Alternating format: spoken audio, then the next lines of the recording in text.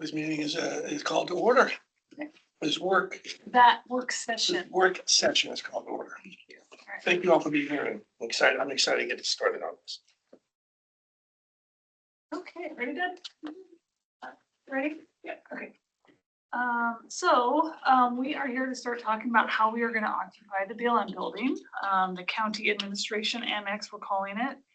On April 22nd at a board briefing, we talked through an approach for the county to work through to answer that question of how we're going to occupy the building. And this is the first work session of likely several that we'll work through together to answer that question.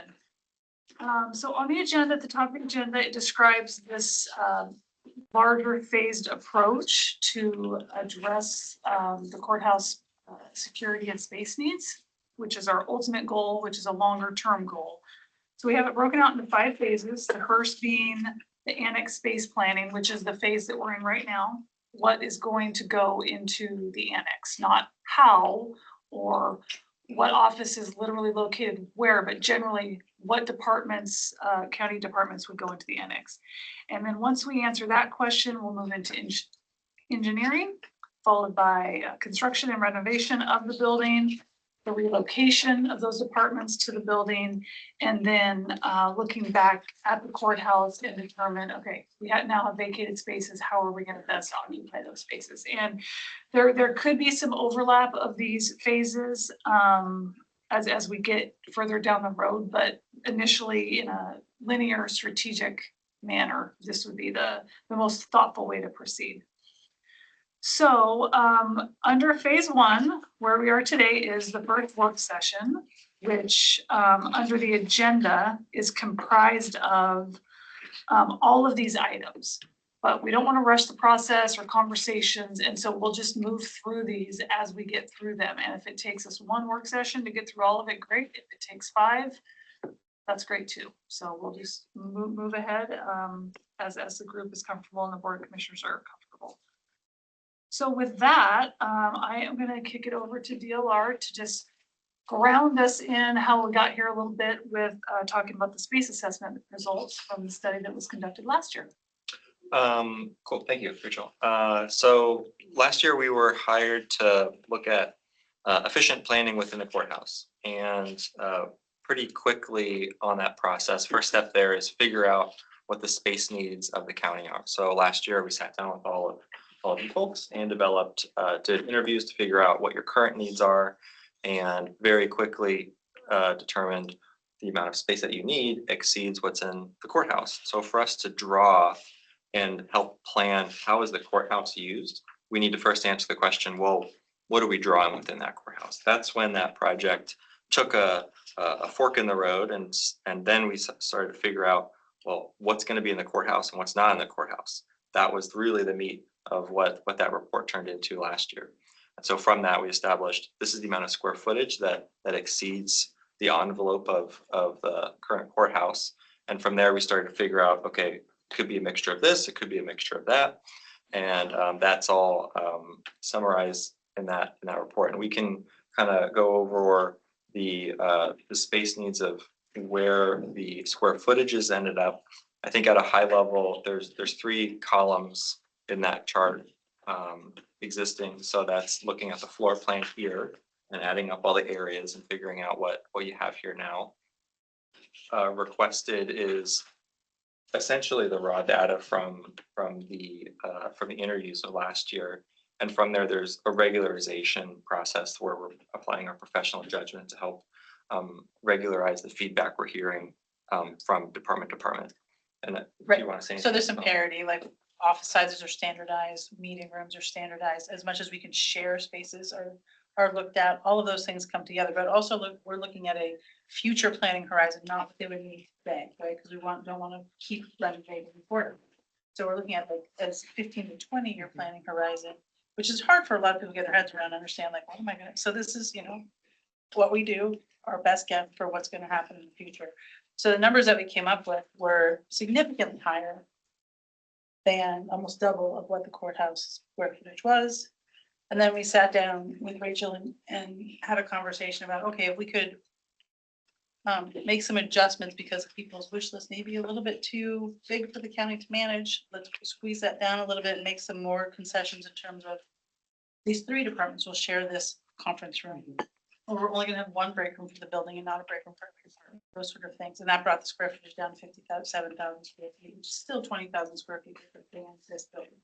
So that's kind of how we went through that process, and reviewed things with all of us. So there's what's present now is a list of spaces. Within that report, there's a column of comments that starts to hint at the other layer of information that we all talked about last year. This is the way that we want to work together interdepartment. This is the way that our department can share resources. But there's another layer of information that is, I'll say, in the future. So once you get into design and start to figure out how does the actual space arrangement work within either this building or the annex building. So I am saying that out loud to make sure that we want to be able to think holistically. So all of this feedback is trying to be captured. All of the feedback that you've expressed so far may not ultimately be present in the space list, but that doesn't mean that it's not being captured or being thought about once you guys get into design. There's still lots of opportunities for further feedback as we start to go through there. So where are we going in the slightly more near term? So it's been a year. So we first, before we start drawing anything, we want to figure out how are things going to be arranged in the new annex building. So before we start drawing anything, first confirm that the space list is still accurate. That was the start of the broadcast from Rachel to look for feedback, and we're going to go over that in a second. And then second is starting to develop some options to study. And so if there's an idea of what if this thing goes in here, what if that thing goes in here, we don't have to pick that one today. We've got time to study 3 of these options. So as we think about different permutations that can go into that courthouse, we're gonna be able to look at multiple ones. And then once we look at those, we need to evaluate them. And the only way we can evaluate them is if we have something to compare that against. That's the goal setting. So today we want to talk broadly about goals of the county with regards to how this annex can be used, how the departments need to work together, how they interact with the public. Those goals are what we'll use to look at the results of these planning studies. So we'll draw up 3 options and say, okay, well, this one does a couple things.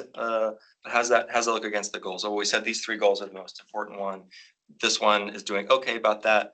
Option 2 is hitting these other goals a little bit more strong. So we need something to compare that against.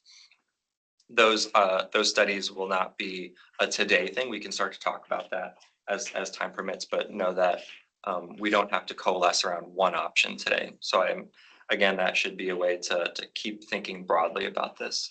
We want to be able to think holistically and not start to exclude any options too early. So cast a really wide net and then talk about the implications of those options as we kind of move through the process. So think holistically, but it is really process based.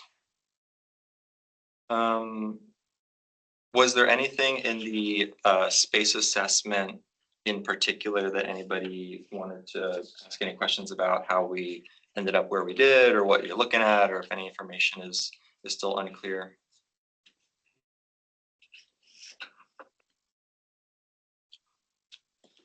I'll let you tally up your square footages if you've got questions. I'm just doing some work here. Someone else can go first. No, you go first. You want me to go first?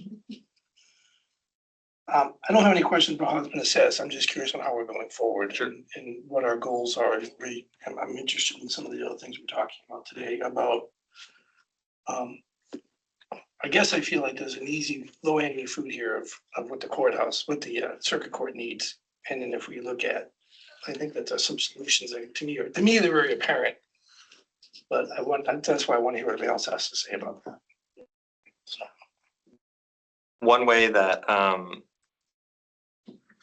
there are no perfect options. So at the end of the day, an option might be, let's fit a whole bunch of stuff in here. And you know what, that drawing is going to tell you that to make that thing work, here are the concessions that will need to happen square footage wise to make that option work. Doesn't mean it's not worth studying. We should absolutely study an option if it's on the table.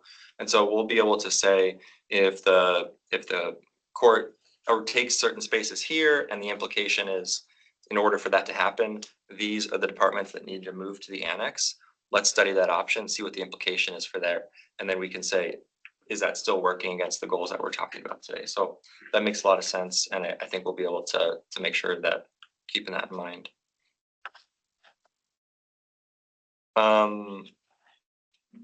Did she have something? She has something.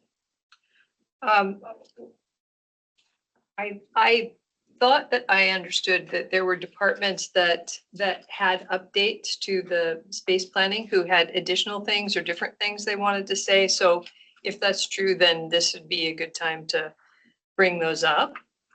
That's the next on the agenda. Okay, all right. I thought that's what we were, Mitch just asked for. Maybe he was. maybe I missed it. Oh, yeah, we'll segue that into a second. So just kind of a little bit of a broader overview, but yeah, we'll go through the feedback we've received so far and talk about that and get everything out. And then we'll get into goal setting in earnest after that. But what that is capturing all of the ideas of this table, putting everything on the board. And then we've literally got Post-it notes here that we're writing stuff on and putting them on a wall or on the board here.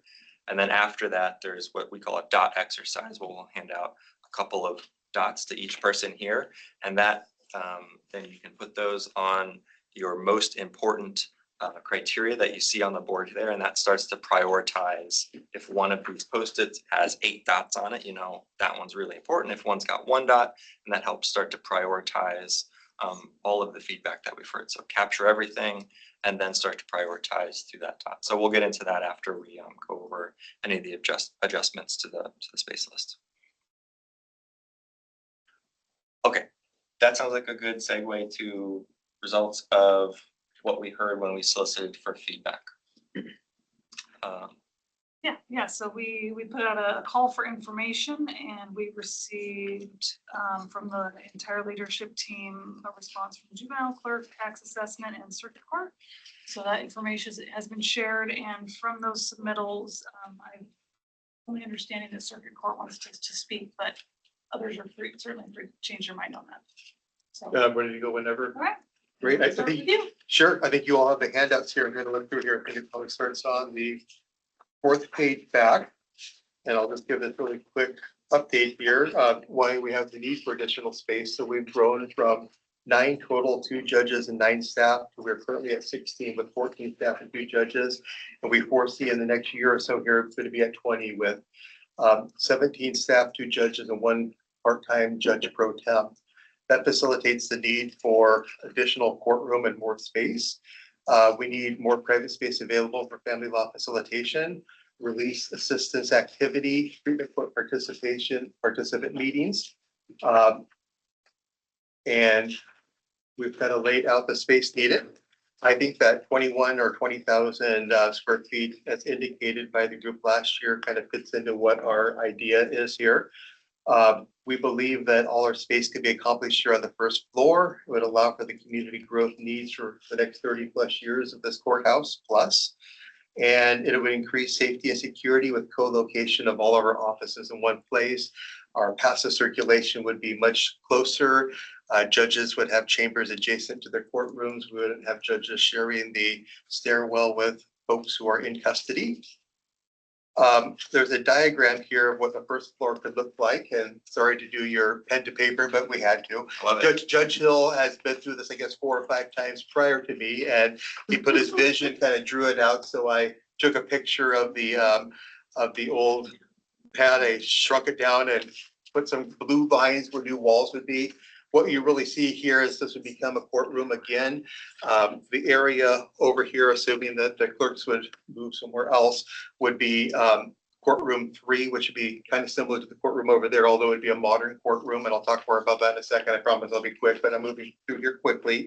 The area across the way there would allow for an area for court facilitation, as well as more windows, which would allow for our release assistance officers to do check-ins with those folks who are on pretrial release pending their adjudication of cases. It would allow for family law facilitation. We often get at our window folks going divorce, trying to get restraining orders. They'll also often have a lot of kids in tow, and this would allow for a little safe, but yet out of the way kind of discussion for those things to happen in a little nook here across the way from our current clerk's offices. Courtroom 102, which is our current historic courtroom. I think it's about 1,800 square feet. The National Center for State Courts says that you should have a courtroom of about 2,000 square feet or more to accommodate large trials. And it is a court for, all jurisdictions. Anything can be handled there. Jury trials can be handled. We have our jury deliberation room. We have chambers off of it. Wouldn't need any remodeling in that courtroom. We do need to do some technology upgrades, just like we do across the entire state in courtrooms. But, that'd be a pretty simple. Oh, I gotta print off all my pages somehow. I'll go off of memory here. So this courtroom here, which previously was a courtroom before the switch out with the courtroom upstairs, and this becoming the commissioner's meeting room, it's set up. This courtroom would be used for things which wouldn't be jury trials. They'd be for just regular standard hearings. We do a lot of settlement conferences. I was about to say we were doing 2 a week. We're doing like 3 or 4 a week and having trouble finding senior judges to meet all those needs. But we have more needs for meeting rooms. We're using downstairs. We're using our jury rooms. We're using any space that we can in the courthouse for our settlement conferences where we have the parties come here in person. We try to do a lot of those remotely as well, but we always will have the need to have this other courtroom. And if we get our judge pro tem, they'll be doing some of the hearings in here. So this will be a courtroom.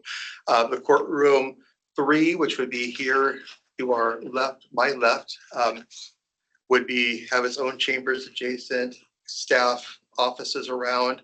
It would be a modern courtroom. It would take the design of Multnomah County's current courthouse. I think they have 38 courtrooms in their new courthouse. This is the standard. There's just a picture depiction there of a modern courtroom. That's what we would be going forward, be something that could, lead into the future. It can handle all large jury trials. There's a jury deliberation room right off of it. And we're starting to be presumptive about this first floor. We thought maybe the clerks did want to move, and if they did, we still left some area in the front of the area here. But with that said, Judge Hill has been through this before and really wanted to put pen to paper, taking all of the good work that had been done previously for the annex there, work that we were looking out there where we determined that there's not enough space to have a courtroom with all of the required needs that come along with having space for defense and the district attorney and all the other areas that would need to be made available. And hopefully that helps. And sorry to try to jump in on your work there. And I don't even know it's structurally sound, but we left all the main pillars there in place and we can work around those. That's a good start.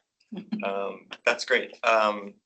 Thank you for that. I don't know if we've got that packet yet, so we'll absorb all that. Yeah, that was this morning. Oh, great. Okay. So we'll take a closer look at the specifics of the numbers. And so I just wanna, I'm not gonna reflect back everything you said, but some of this stuff will go into stuff that we need to look at right now, which is the square footages of the need. So then we can compare that against the square footages of all the other needs. So first, a big chunk of that is in that bucket. All of that other operational stuff of how it's moving around this courthouse, we're absolutely going to capture that. None of that's leaving. So that's great that Judge Hill has started to kind of talk about specifically about what they're looking for here. None of that is too alarming from an operational flow standpoint. Like we've looked at options that sound very, very similar to that. So I'm like, that makes a lot of sense. So that's all good from that standpoint. So I just want to make sure that we're going to be splitting apart some of that information and that second half of how it'll get laid out here, not getting lost, just being recorded on a separate track. So thank you for sharing. Sure. And Christopher, just to confirm, you state in your submittal that everything you just presented is already in this, for additional need is already in this. Yeah, this is what we talked about. I didn't do an exact foot by square foot calculation, Okay. but we really see that being and I think when I added up the size of the courtrooms at 1,800, Yeah. 1,600, I don't even forgot what this even was, 600 or whatever it is, and then our space needs, we're nowhere near over the 20,000 square foot. So the additional need is still the additional need, Yep. not a new additional need. That makes sense. Which is actually putting pen to paper, how that could be accomplished and what we see to be an easier method of arriving there and keep the main support structures. It's always an important part. Bathrooms are expensive though. They're So not the most this- expensive part of the building. Oh, good. This doesn't contemplate any addition to the building. This is the existing footprint. That's the existing footprint. And in the color, you can see the blue lines, which would be where new walls would be placed. And the only real big change would be this hallway here. There'd be a little jut out, which would get to the 1,600 square feet of that courtroom, which would be greatly in alignment with what they have in Multnomah County. Thank you. I think it's helpful. Thank you. Of course. Just want to throw one caveat in there. We still have to vet, like, exiting still works and all the safety needs still work. On the meeting code. Those are not, are not looked at. Yeah. I really want to look at the plan and start going and like Right. talking over that. So I'm like, okay, no, we gotta Not wait. yet, I'm So just saying. like, yeah, there's lots of work that takes that and then figures out how to actually accomplish it. So there's a couple of I- layers that goes into I it. see existing windows, so we should be good, but And I mean, one of the other things we've talked about is from a separated secure circulation standpoint, how a Sally port might work in here too. So we've got some other thoughts that if it's not in any of the sketches already, how that might layer into it. So we're thinking a little bit more long-term of how those flows can work in the future. Any other comments or thoughts on court needs? And we're for this part, we're really here to hear and listen to those.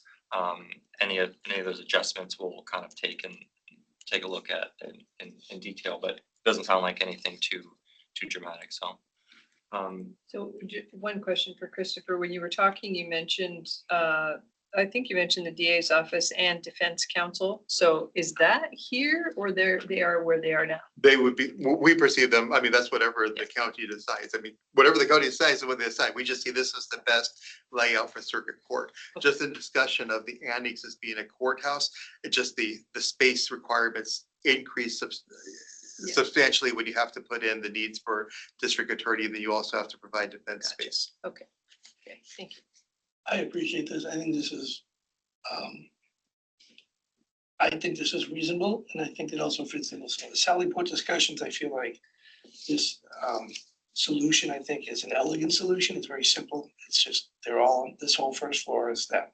And my little calculations is if these departments were to leave, it's another about 10,000 square feet, not including any Sally Port or punch out or extra exits or anything like that. But I think I personally think this is a great first step. I like this idea, knowing that there's a lot of unknowns going into it. Also, the other thing I just want to mention, unless something has changed, my discussion with the clerk's office and assessment and taxation is that they're not opposed to this, so you've already got a built-in, depending on what BLM building effect, but I feel like that's when we get to the point of setting our goals, like what's needed, what's not needed, goals, I think it's all important, but regarding this plan, I think this is a great starting point for their needs. we look forward to getting into that part of it. You mentioned public defense. So as part of the original study, we looked at needs for public defense in the context of OJD requirements for state match money for a new construction. That county would be obligated to provide that space. And we have a little caveat in that space list that if you're renovating here, you're not obligated Okay. as for that state match. And so just say that is something that we've taken into account. There wasn't any space allocated for it already. So in any of the planning that we're talking about as part of this project, it wasn't contemplated to add it within the existing envelope. So something we've looked at from a space standpoint, but not from a future planning standpoint. Right, with the OJD now for potentially providing matches for renovation, I don't know what that does to the requirements of OPDC. So we'll just have to understand what that new requirement may or may not be. But it probably will not be as onerous if we were to build a new. And for what it's worth, for just context, probably at least once a month, I'll have an outside defense attorney or even some of our local defense attorneys asking for space. And we do what we can to find them space here. We'll use the front jury room when it's secure and available, or we'll find other space available when they need to be here in the courthouse. And that wouldn't change. In this plan, we'd have even more potential meeting spots and times available for them. The other two pieces of feedback we received were from the clerk and from I believe tax assessment, and so we've got that captured, and if that's doesn't, I don't know if that was gonna be verbalized like from here today, but we also received that feedback, so we've got 3 total. And we'll take a look at that holistically. Since you're here, is there anything you want to say about that? Nothing much has changed, just I noticed one employee count was off and it was more just what I would like, Sure. you know, so I know that's further on. There hasn't been any major changes for me. Okay. Thank you. Okay, so that was item number 4, presentations from county departments and state circuit courts. Thank you. Number 5, we're clipping along, goal setting exercise. So,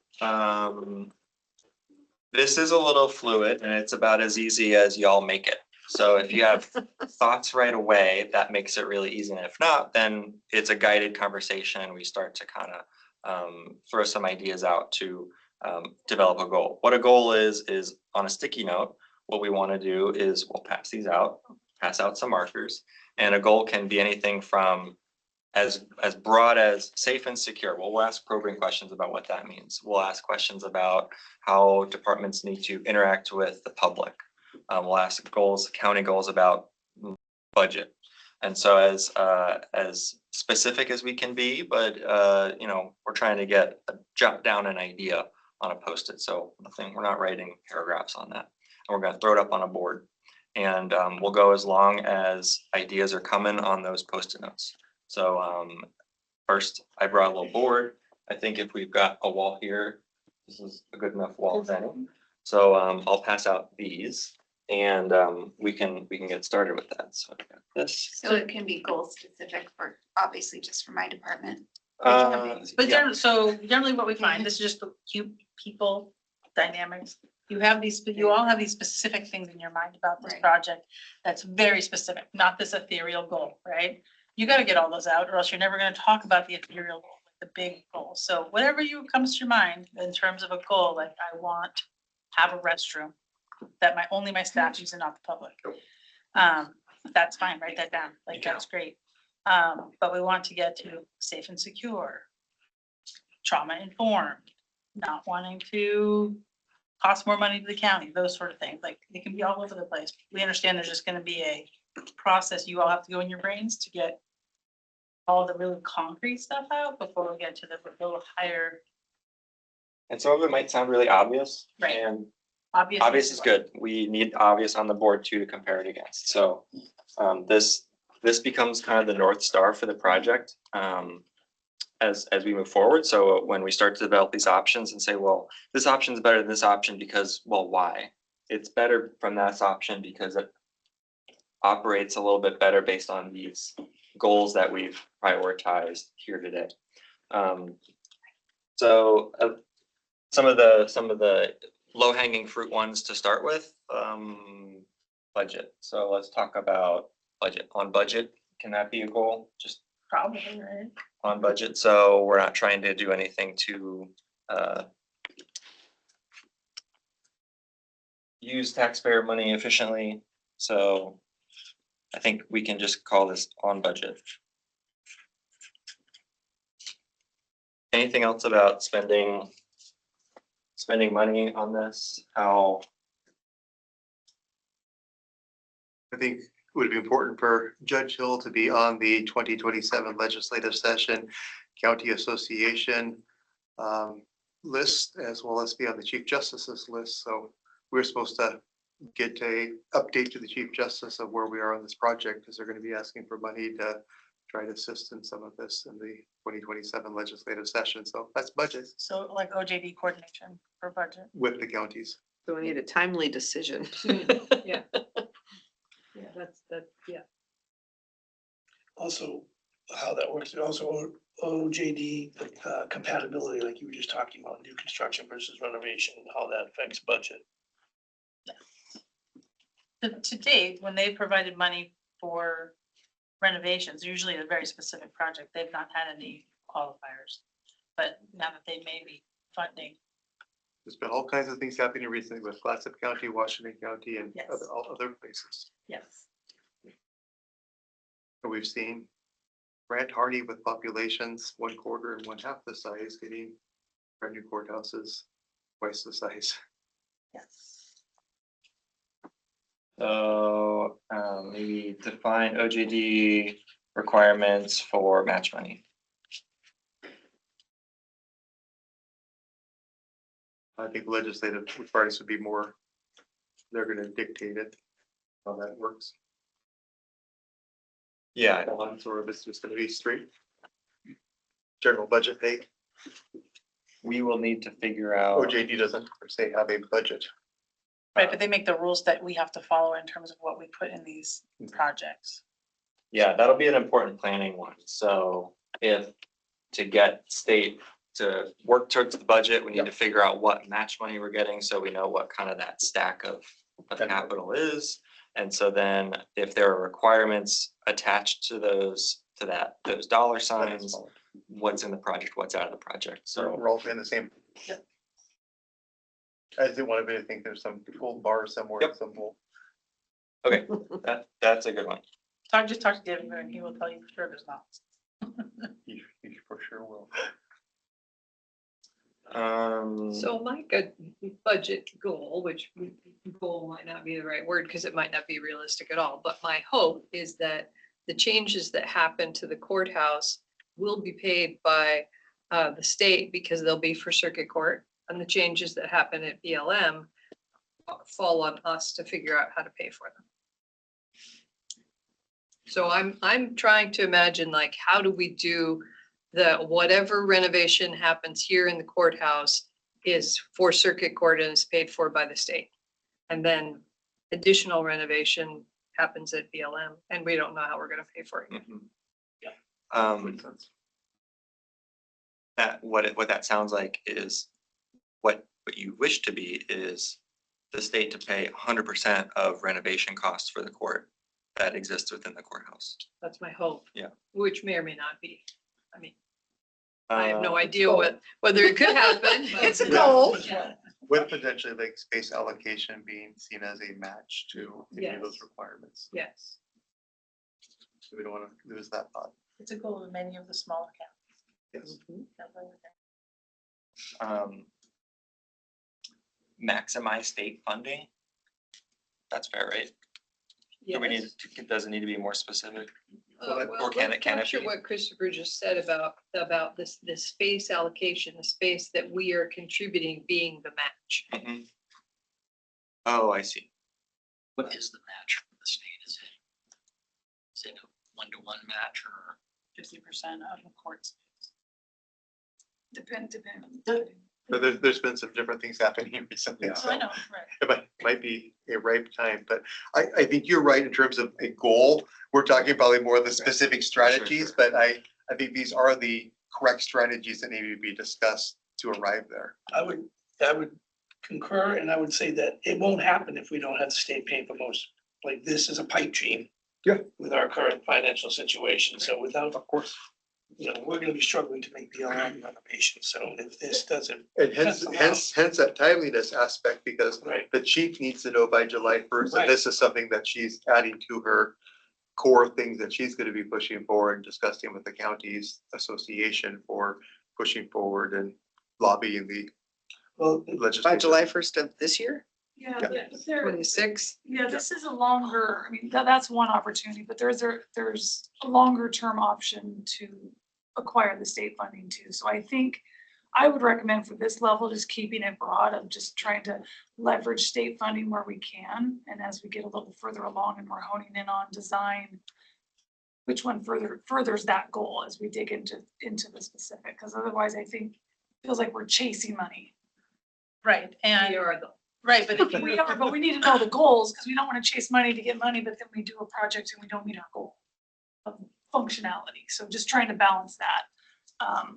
right, and just the way the phasing would go, you would need BLM done before you could do this renovation. That will take time. I'm not sure that's true. Because maybe, but I think it's possible that BLM could be done in stages. BLM could be, I mean, BLM was a usable space just recently when it was vacated by the BLM. And so I don't know how major that renovation is, or whether or not it all needs to happen before we can even start here. Other than the fact that we will need a relief valve in this building for moving people around to make the stuff happen. That's why I'm saying BLM will have to happen. We'll have to move people out I think to make adjustments in this the building. fine point is the full renovation of BLM, that's not necessarily needed to be able to move people into it, is what we're saying. Sure. Okay, I think that's I all get it. she was saying. But there's still a phased process, right? And so Absolutely. if you ask for money from OJD and you do not use that money in the time frame you say you're going to, they don't like it. Yeah, no, I think we're not saying that. We're just saying that. I hear what you're saying. I agree with what you're saying. Well, I wrote down established timeline for funding, and then we could start to investigate a little bit more about schedule and phasing. Let's keep going on that. So what do we write down for a goal project for the BLM in regards to phasing?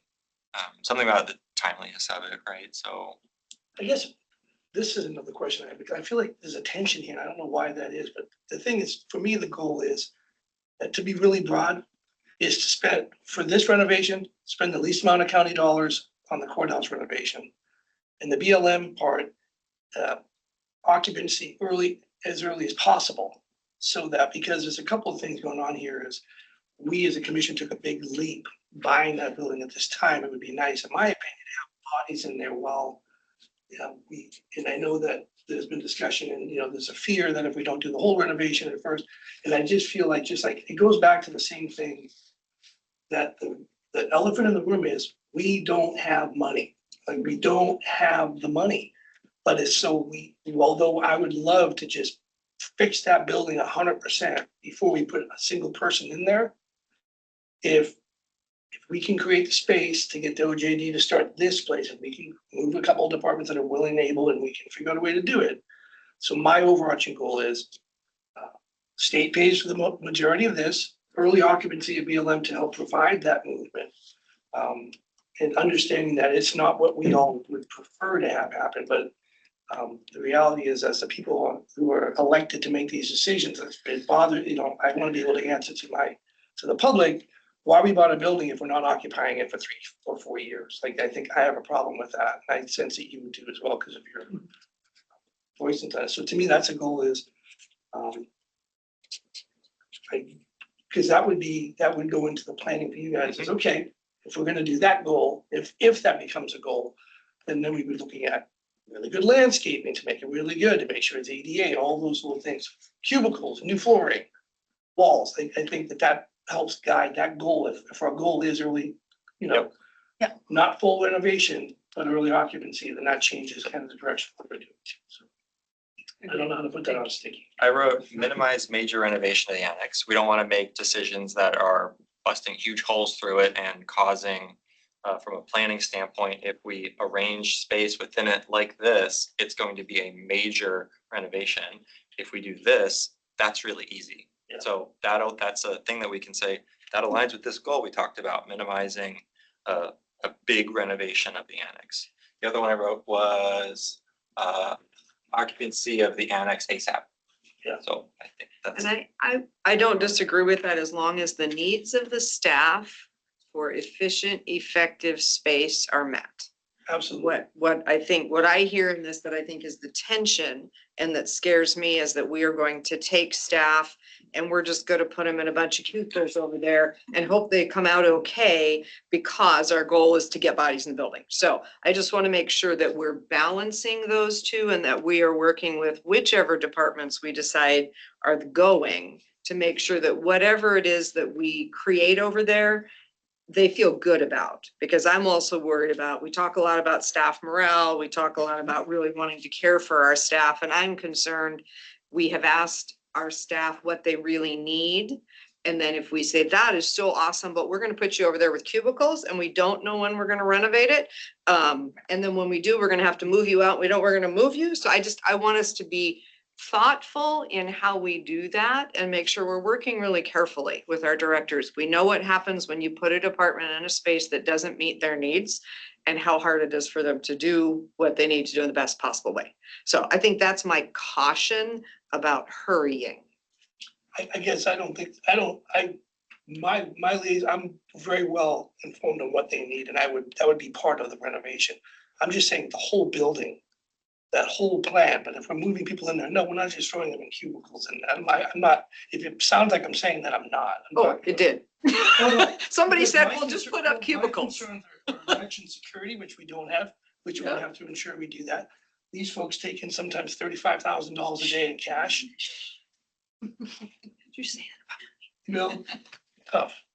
Reality is we have security issues that we have to address, so I am very well aware of that. correct? And yes, and I think we need to make sure we're very thoughtful about those things in the renovation. And I think what I heard you say, to me, felt like it kind of bypassed those. So I think both those stickies belong together. Yeah, so a good category is, I wrote down, efficient, effective space. So let's build that one out a bit more too. So what does efficient, effective space planning mean? Maybe to focus on the annex first.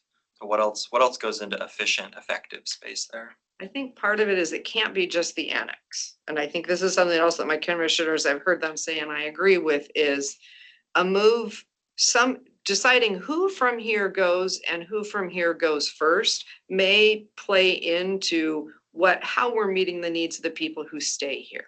Because if we're like, hey, we can pull these folks out of here and this is quick to move the rest, these people down here and get their needs met as well. So it's trying to balance in a way the needs of all of our departments, right? So as we look at these moves, so example, Christopher and the court staff have come up with a like, hey, here, this is something that would really meet ours, that would go, So, but thinking about other departments in that same way, so that we're not just starting with the annex and we're saying, we'll get to you guys later, but that there is a more full plan within that, so everybody can see how they're likely to end up in the end.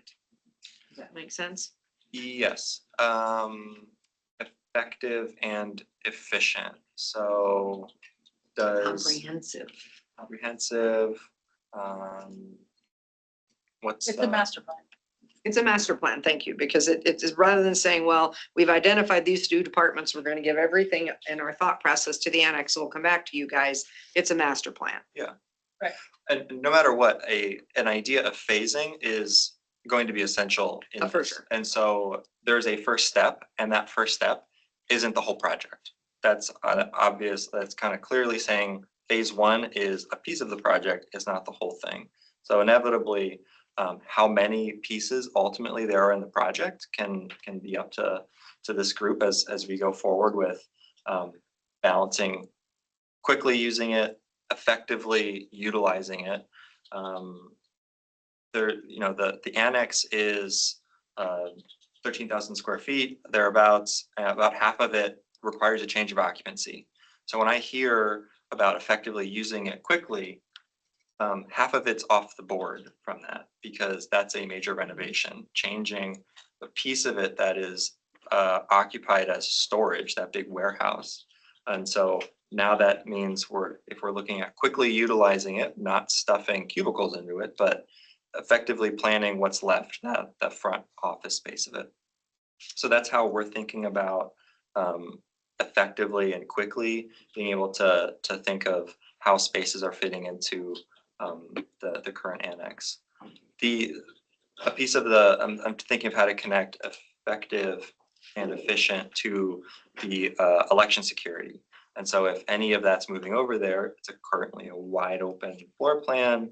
And so that's clearly not a workstation solution to doing that. So there's walls and security that needs to get built out within that. So maybe I'm trying to think of how to write down some goals about safety, security, and building out the effectiveness of it on a post-it note style like this, so we can put some dots on it.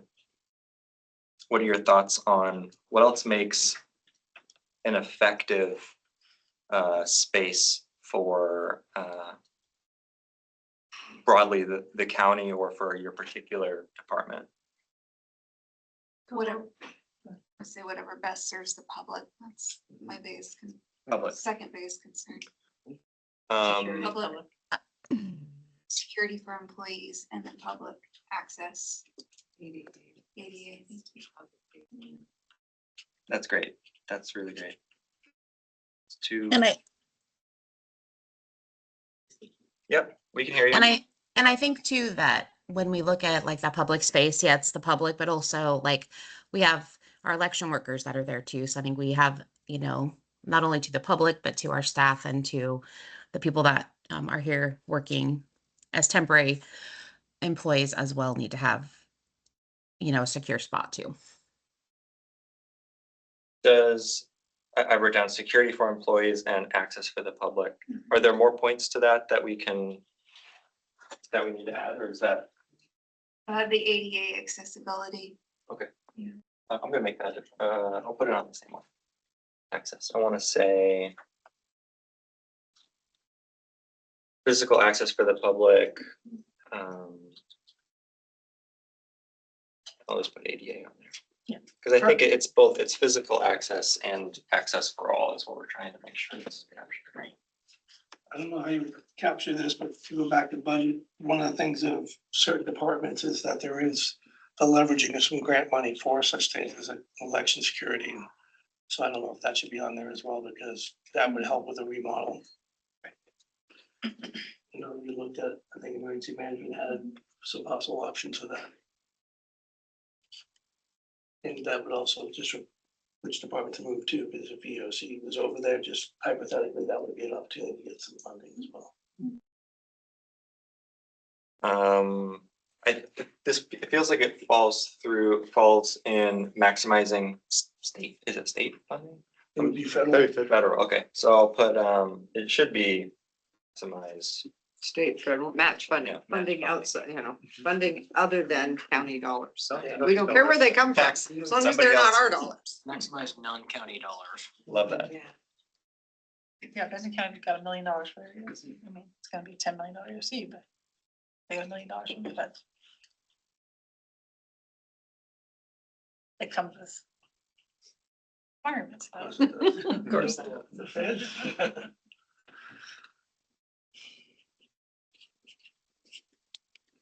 Okay, that's gonna replace this one. Non-county funding match state fed. Okay. Employee security.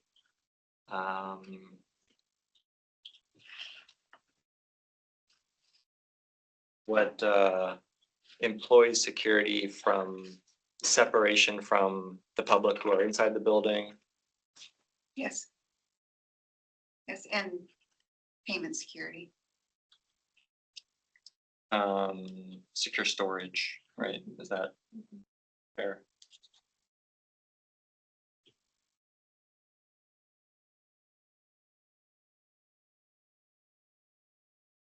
Okay. So we talked about schedule, budget, matching money, a little bit about effective, efficient, operations. Operations can also be interdepartment relationships. The interaction with public, interaction between departments themselves, kind of all of that is kind of falling under that umbrella. I don't think we've talked too much about interdepartment yet. I'd like to see co-located departments together. Whatever grouping makes sense. The ones that work, the ones that need to be close together are together. What will determine what needs to be close together? Is it gonna be based on their operations or the public interaction with them? Could be any of that. Throwing people to, Yeah. so we can write more bullets. I think of maybe some things probably correlate, like with the circuit court, we work most regularly with the DA and then the juvenile department of other entities in the building. So does the public go back and forth between tax and assessment and clerks a lot? Yes. Clerk. Mhm. Yeah, that's. Yeah. Okay. Frequently.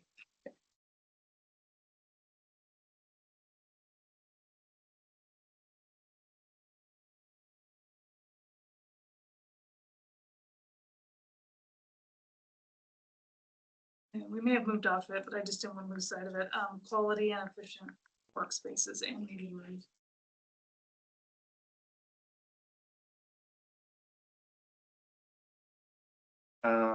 Quality and you say efficient? Yeah, workspaces and meeting rooms.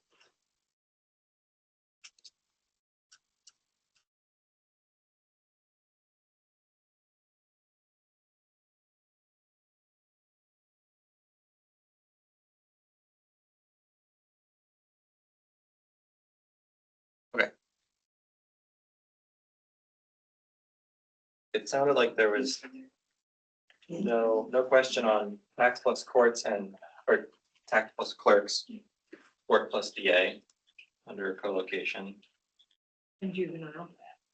court DA and juvenile. Thank you. I think they'd go for Listing interoffice departments as well as to the group, I public. put Central service. I say that would go inter-office amongst people working in those areas, as well as the public's use of those areas. That makes sense. Yeah.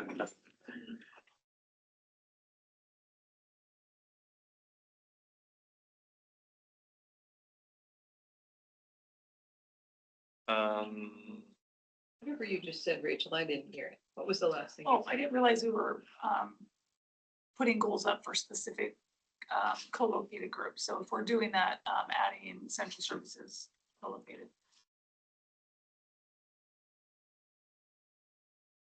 Yeah, things that we agree on, co-located, things that make sense that we want to memorialize, so co-located central services. At one point in the assessment, when we were looking at scenarios, the co-location with the finance department and assessor. As the amount of money, physical money being transferred.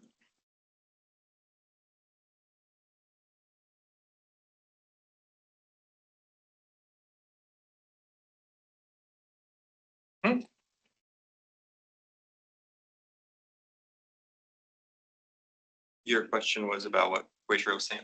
I think it was the quality, effective workspaces and meeting rooms. Is that the comment that you made before that wasn't heard was quality or efficient, quality, efficient workspaces and meeting rooms as your goal? Okay.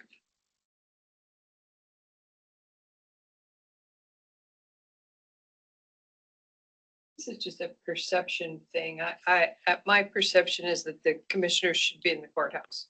Hmm. There isn't a hard and fast rule on it, of course, but it just feels like the courthouse is the center of county operations. And as we have thought back and forth, over the last couple of years or whatever about the commissioners moving out of the courthouse, we always come back to the courthouse in my mind. I just feel like the commissioner should be here. DOC and perhaps. But then I agree with that also with a sufficient meeting room, conference room.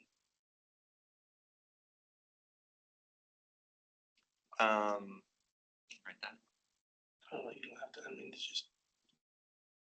Which would be. Yeah, amendment.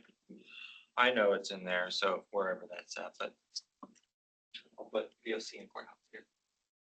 I need to modify that, you know.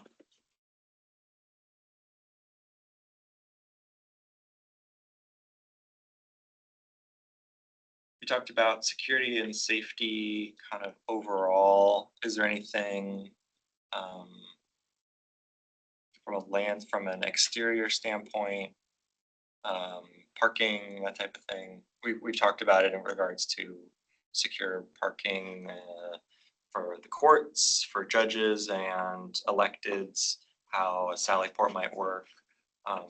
When we were talking about it before, it was through a lens of election security and kind of inside the building, the barrier between public and staff.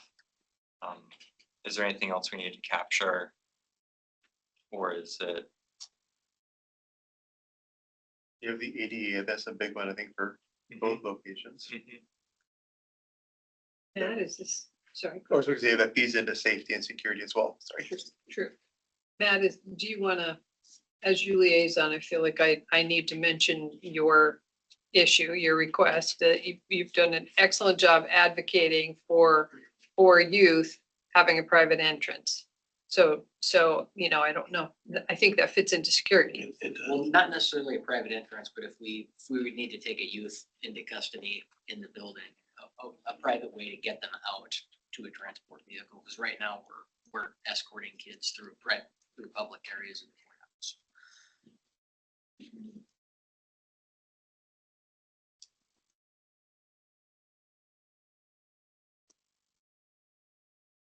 Then with your Sally Port ideas, as well as utilizing a specific courtroom depending on the needs, if that's a possibility. This is a really good one, separated circulation in courts. I think, is that fair to bundle all that? Because I think there would be a desire to be able to escort adults in custody kind of privately in and out of the building too. I think the whole path of circulation of that fits under that umbrella would apply to both areas, because you don't want the public commingling in the elections area, as to say, or you wouldn't want them back behind the bar of the courtroom. Some of the other categories I'm looking at are future proofing. I mean, clearly the report has that our space needs takes into account an aspect of future proofing. I think we kind of touched on it before of not trying to avoid hasty renovation that needs to get redone again in a year. I feel like that's in the realm of future proofing. Future proofing, knowing that because we're dealing with renovation of two buildings, there are going to be compromises that maybe don't let you be as future proofed as you'd want to be. How are we gauging that? How is the industry doing that? Because like COVID threw everything out the window. There's, all these office buildings that are sitting empty in Portland and any major city because of remote. So how do you, and then we're looking in an AI just last 2 years is taken to a point where, it's affecting the way we're looking at efficiency. So, I mean, it's a future, Oh, it's a very, actually, the answer is really simple. It's it's a huge, that is a huge topic that is grappled with in a lot of different ways. There are people's careers that are around reutilizing downtown civic, like the office buildings that are now empty, how those can be reused. That's its own part of the industry now. AI's effect on staffing seems to be changing every week. So that's kind of wild to wrap anybody's heads around yet of what is the actual impact of that. From a COVID standpoint, I mean, we can talk about what we've seen, and that too is changing. It's been a huge wave, though what I would say is government agencies, least effective of everybody. Not as much space needs effect. At the beginning of COVID, I was doing studies like, if you are of this level of person, you can work from home all but 1 day a week. City of Essequah and Washington, they're still only 1 day a week in the office. That's it. The state of Oregon, tax and court of appeals, 1 day a month in the office. But yet they're getting a new building. No. But that being said, Hood River County, Lincoln County, the other counties that we're working for, their way of doing business has not changed dramatically because of COVID. And then for the private sector that we do work in, everybody's being required to come back to the office. So it's not affected things that drastically. It did for a little while, for the first 5 years, but now it's not there anymore. So I don't know that I would consider COVID a major impact on operations compared to pre-COVID in terms of how much space you're gonna need or how people. I guess I was more generally speaking, COVID was one example, but Yeah. the other one was technology, for instance. We're in the process of digitizing all of the stuff that's taking up Yeah. 1,000 square feet in this building, or I don't know how much it is in clerks, but it's a lot. So I'm just wondering, like, future proofing, it's just an interesting concept for me to say, how are we gonna figure out what we're gonna need? Yeah, we had a big conversation, Yes. lots of conversations Yeah, about your storage. paper. Yep. How much paper you all are storing and how much money that paper costs to store just in physical building, right? But also, I have clients that are completely digital, that are your size of a county, and it takes different counties, different lengths of time to get to where it's gonna be. So in my brain, considering how long it's taken you all to go to a place where you're more digital than not, I would think AI is gonna be a little ways down the road for y'all. And I don't know that it necessarily is a big consideration for this project, that just being another example, right? But we did have lots of conversations about how much paper you all store and where it is and how much that's gonna cost in actually building space. So there's lots of kind of smaller categories of what future proofing can mean, and I wrote down future proofing as a way just to kind of instigate this particular conversation we talked about with storage. With AI, I think mainly what is unpredictable is the impact for staffing and space needs. The conference last year, Hood River was talking about the AI they were using for their tax assessment and the way that they were utilizing that to target what to go after because of their limited staffing to maximize the time of the limited resources. So that's the way I would kind of look at that. Doesn't immediately impact space needs, but there can be kind of second or third tier effects of that technology that haven't rippled into how much space do y'all need and how are you guys gonna work together? But that being said, when we do have to place your paper to be stored, we place it in such a way that that space can be taken over by office space in the future as it goes away, or different storage space, where we think about that as we're doing these plans. I kind of think of it like in the customer service aspect and the amount of the population. And there's things that we do in this courthouse will continue to happen even if there's changes. You're gonna still have people that want to write a check and bring that off to taxation. You're gonna still want people to hand deliver a ballot and hand it to somebody. We still need courtrooms that have all of our proceedings in. And what I think the biggest variable is gonna be is just how many more people can there be in Tillamook County 10, 20, 30 years from now? And that's all gonna be contingent on the availability of land for growth and jobs for people to come here for that. I don't think there's a whole lot more land for building tracts of homes, so that growth will be smaller, but I mean, it probably correlates directly with, forecasted budgets and taxation, et cetera. But there always will still be that need for the public service aspect, I think. I think there will always be that planning horizon we're looking at. And then maybe after 20 years, things are going to change a little bit more drastically than you think they are in terms of paper checks and people wanting to come see other people. I'll be too old to have to worry about it. I know, I'm just saying, that's So why. are the people writing the checks? Good point. I'll still have my checkbook, 30,000 of them from Costco. I think this example of future proofing is really interesting. Like a storage, you might only require 60 or 80 square feet for a particular kind of storage. In our book, it is 120 square feet, and that is because that's the minimum size you need for an office. So it's not to say that your storage is going to grow. Right. It's to say, we want to give you a space that can be utilized effectively in the future. That's the future proofing that gets taken into account in the space needs. Including ADA, because Yes. you can make an office in 80 square feet, it will never be ADA compliant, Yeah. right? So that's why our smallest offices are 120 square feet. That's the future flexibility part of it. Okay, cool. I don't know if I yielded any more Post-its. That looks like Oh good. no, you're running out of posters. I'm running out of Post-its. Y'all running out of Post-its. We all have plenty because you've done the work for us by writing it all down so that we didn't have to. So we're happy to share our Post-its. Okay, we left. And your handwriting is impeccable, so great job. That's the nicest thing ever, because I have terrible handwriting. Really would. Sustainability, any sustainability goals? Maybe, this might be more Seismic? broad. Seismic, yep. Seismically.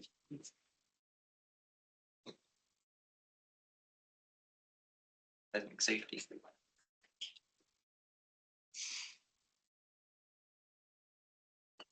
Does the county have sustainability goals that need to be taken into account with a new project like this?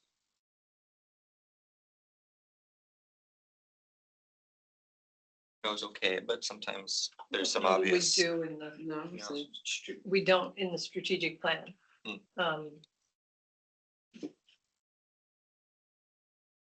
maybe say more about that.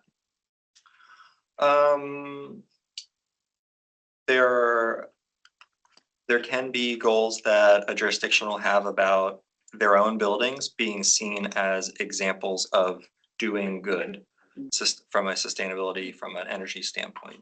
And so they prioritize making sure that those are forward into the design, that they are prioritized in a way that they don't get value engineered out of the design, being a core element of it.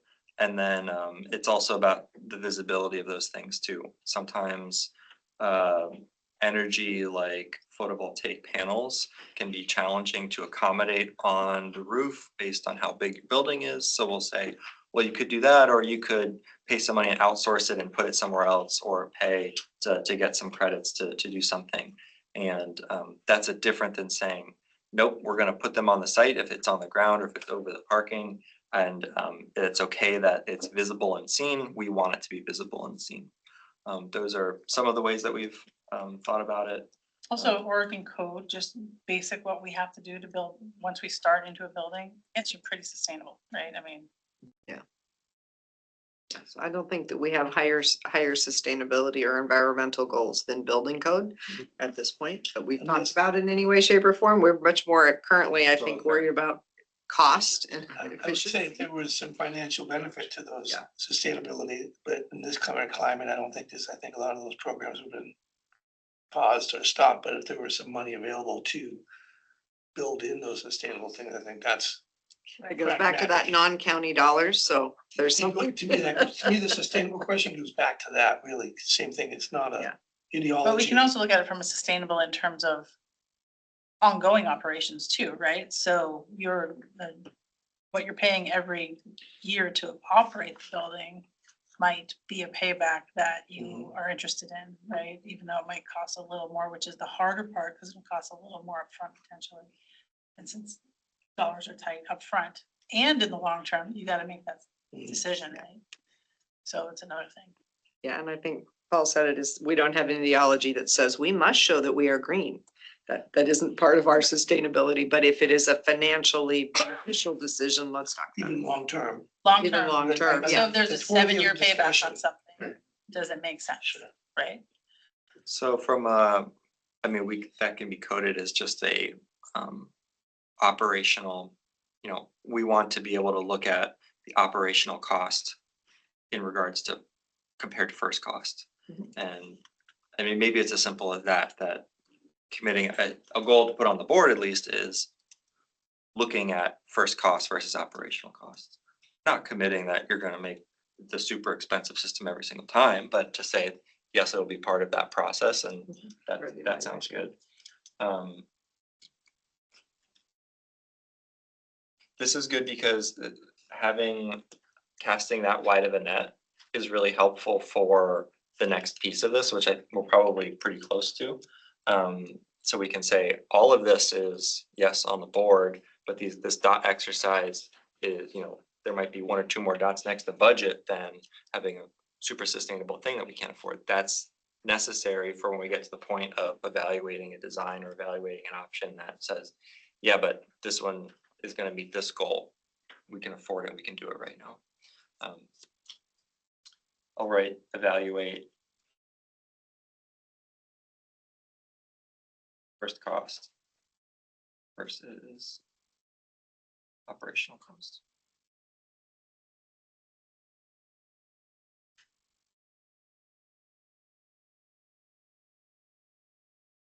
I mean, we've touched on my notes. Are there any big ones? Sometimes it's the really like the duh ones that just kind of need to get on there, but that's feeling pretty good.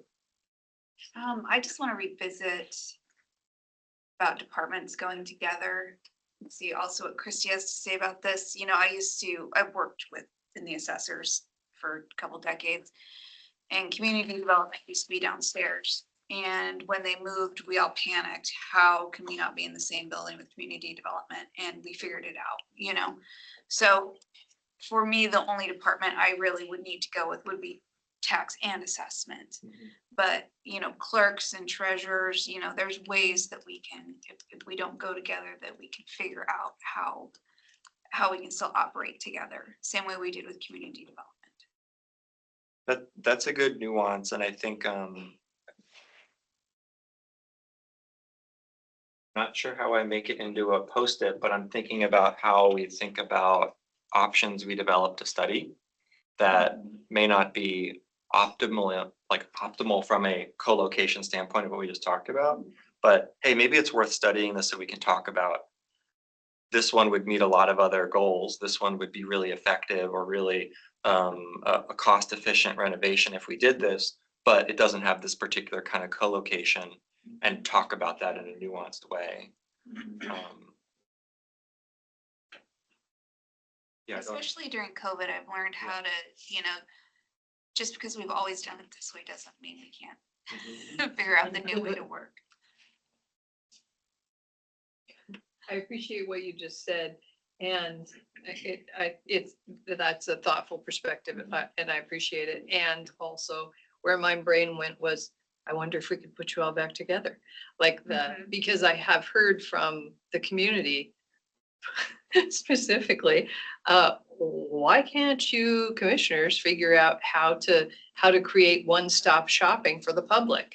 And they're talking about community development and how unhandy it is to have to go over there and then come back here, et cetera. So that makes me think, yes, we have learned how to split things up and do things separately. And, what if we could put tax and assessment and clerks and community development back together? It's that whole, that would best serve the public, but is there the square footage? Right, So I don't think there is, but it could be, what if there was a long-term, I think 2 of those departments would fit in there. And what if, we develop in the master plan, a way that, a goal to figure out how to get the other one over. So more of a customer-centric approach Mhm. to, as being one of the goals, like you want to make sure that, as opposed to being, maybe it's more staff inefficient, but to be customer efficient. Well, it's the public facing, yeah. May cause some inefficiencies in the back end, but for this public, it would seem more efficient for them. For sure, yeah, because people get really frustrated about having to go from place to place. Yeah, and also with community development, and this goes back to the financial goal. The lease payment that we pay for the community development space is a lot. Yeah. So that could, conceivably, that money could be going toward another goal of, more combined space goal. Write down customer efficient from all of that. I think that's good. The evaluating co-location. I think co-location as its own thing, that's good. We'll make sure that as we study and evaluate the studies, like we'll bring these things back and say, how does this work? That's when we'll be asked, that's the question we're asking is, do these, what ended up here in the square footages provided in the annex, does that still work? Is that still effective? It can get too small where it's no longer effective. So I think that that's captured there. If you have other adjustments to that, please let me know, or anybody. One other one for me is just, we entered into this to solve, the point was to solve the 25-year-old circuit court problem. And to me, that is still a goal.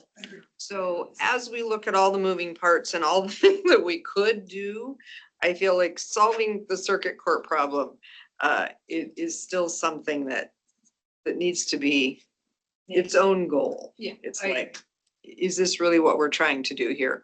Yeah, because if we didn't have that, I don't think we would probably be doing any of this. Probably wouldn't have bought a Right, building. So when it comes down to voting, to giving ourselves priorities against which to compare the different scenario models that you give us, I feel like for me, that is its own goal that we are using as a comparison. Like, did we get there? We did. Thank goodness. Check that off. This one was, or I whereas this one's like, nope, it's amazing for customer facing, but it doesn't actually help the court. So making sure that, because I can see that the creativity that you all may go back and look at all these with and give us some other options. To me, that is its own goal. That I usually try to avoid writing the word issues. Is that okay? If solve the circuit court. That's it. solve the circuit court. Solve the circuit court. There we go. Thank you. However you want to Solve language it. I think you're right. Space needs. That's gonna be one of the Space top, requirements, like that has to be Yeah. the. space needs, maybe. So when we do our dots, when we do our dots. We wouldn't be doing any of this. Yeah, right. Right, good, maybe, but space needs after the word circuit court. There you go. I don't think, that's a pretty, I don't wanna be that's a pretty open-ended. And I don't know that we want to take that full responsibility on behalf of the state. We are required on behalf of the There state are to solve, 26 other judicial Right, districts across exactly. 35 other counties. we are required to provide adequate space for ours. Suitable and sufficient is the technical term. There you go, suitable and sufficient.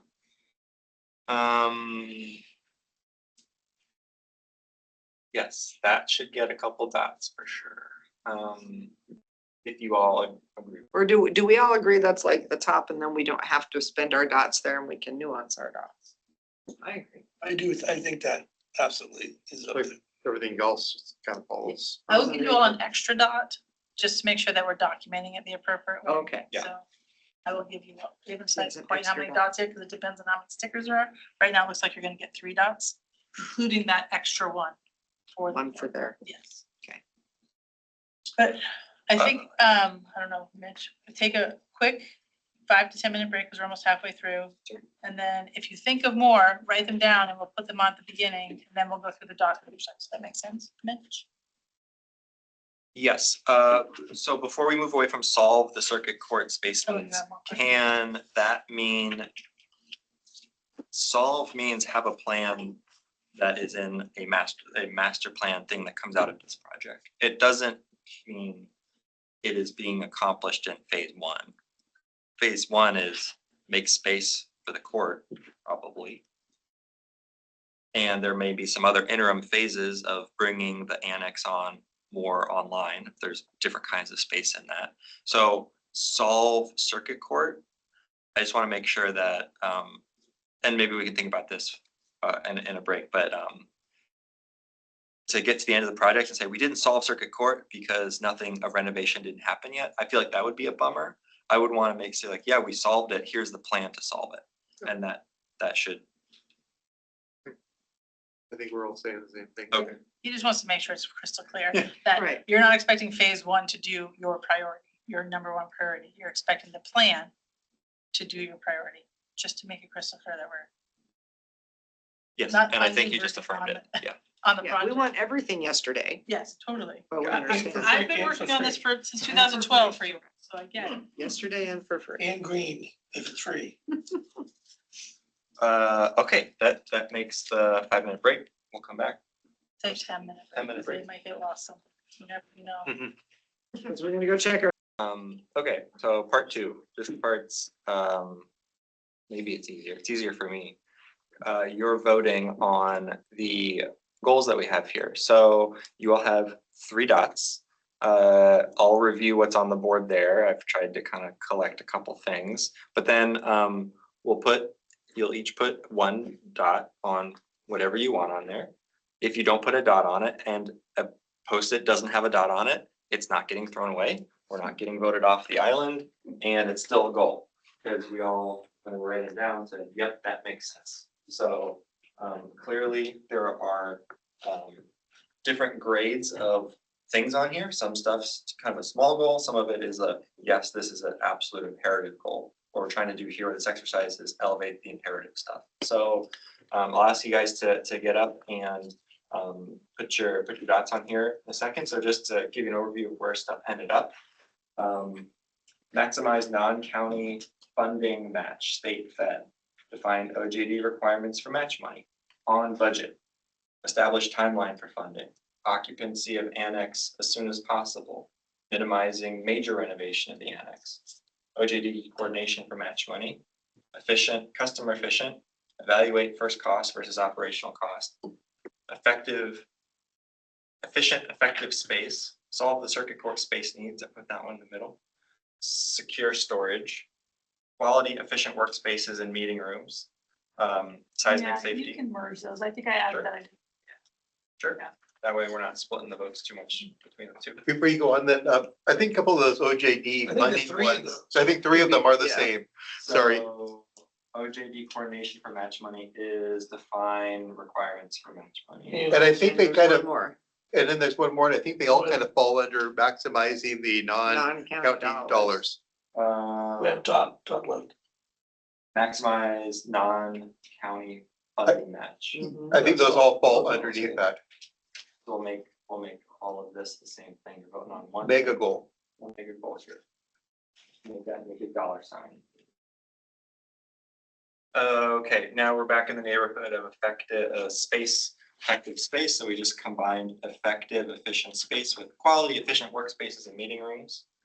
Seismic safety, separated circulation in courts, security for employees, access for the public, ADA, board of commissioners and courthouse. This is all co-location stuff. So co-location will be considered when we are evaluating the studies. And here's some ones that were tossed out: tax plus courts, court plus DA plus juvenile, co-located central services, finance plus assessor, BOC and courthouse. I think I verbally said everything. So you've got 3 votes. We'll put now this is your job. So now we get up and put your dots on here. Take your time, evaluate them, scratching your chin, thinking of them. So take 5 minutes, come take a look at the board, and then when you think you know what you want to vote on, put our dots. Everybody's dots the same color, so nobody knows who voted for what. Right. That Except is- for watching. Yeah. we're all watching, and it's a small group. that is the, But once we take a picture and we do the notes, we won't know who did.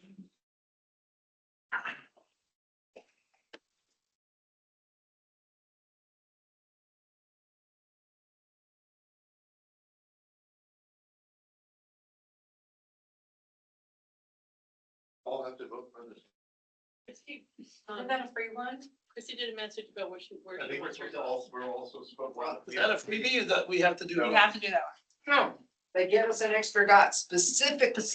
Oh, it's I thought usually that a was- $2. Uh, It's usually a No, no. $2. It's the 3rd dot.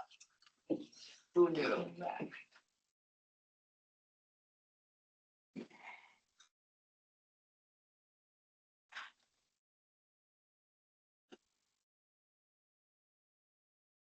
Need more dot. the blue dots are under lock and key now. I can see it. This Yellow this dot. building isn't that secure. I can get those dots.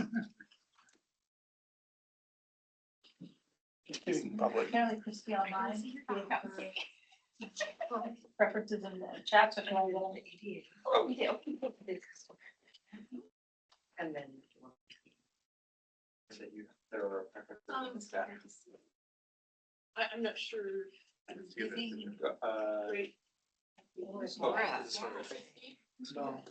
your first? Cash Creek, Quality and fish. IBC or? to BC, it's Space. north, that's all the Yukon, not Yukon. it's all And north. customer service. Yeah, customer. Oh my God, And then I'll there's finish solve copies. Okay, surrounding. the last one, the farthest one. Where's the been up there? I don't know what that is. Kind of in the middle, Oh. middle upper on the other side of the rock. It's so big. It's in the rock, kind of on the outside, other edge of it, which goes. That whole province. Yeah, it's. Yeah. Okay, Everybody? is that all done? Okay, so, good job. So, next up, funding, maximizing non-county funding. 3, effective, efficient spaces, customer efficient, effective, efficient, good. ADA access for public is tied with, separated circulation in courts and on budget. And then, security is also elevated. Everything else still counts here. You're just separating these into a couple different tiers here. So I'll take a picture of this. This will go into our notes, and as we make this into a nice graphic. What is really nice moving forward in any kind of design meeting is starting with your goals, your project goals, to kind of ground people in what we're trying to do here. And so every one of those meetings, if we follow that idea, we'll start with solve the circuit court space needs, right at the tippy top of that meeting. So we're all aligned with what we're trying to do here, big picture. So thank you for your effort. Sometimes it can feel like really pulling it out. This felt really good for our goal planning, our goal setting. So that concludes item number 5 on our agenda. Rachel? Yeah.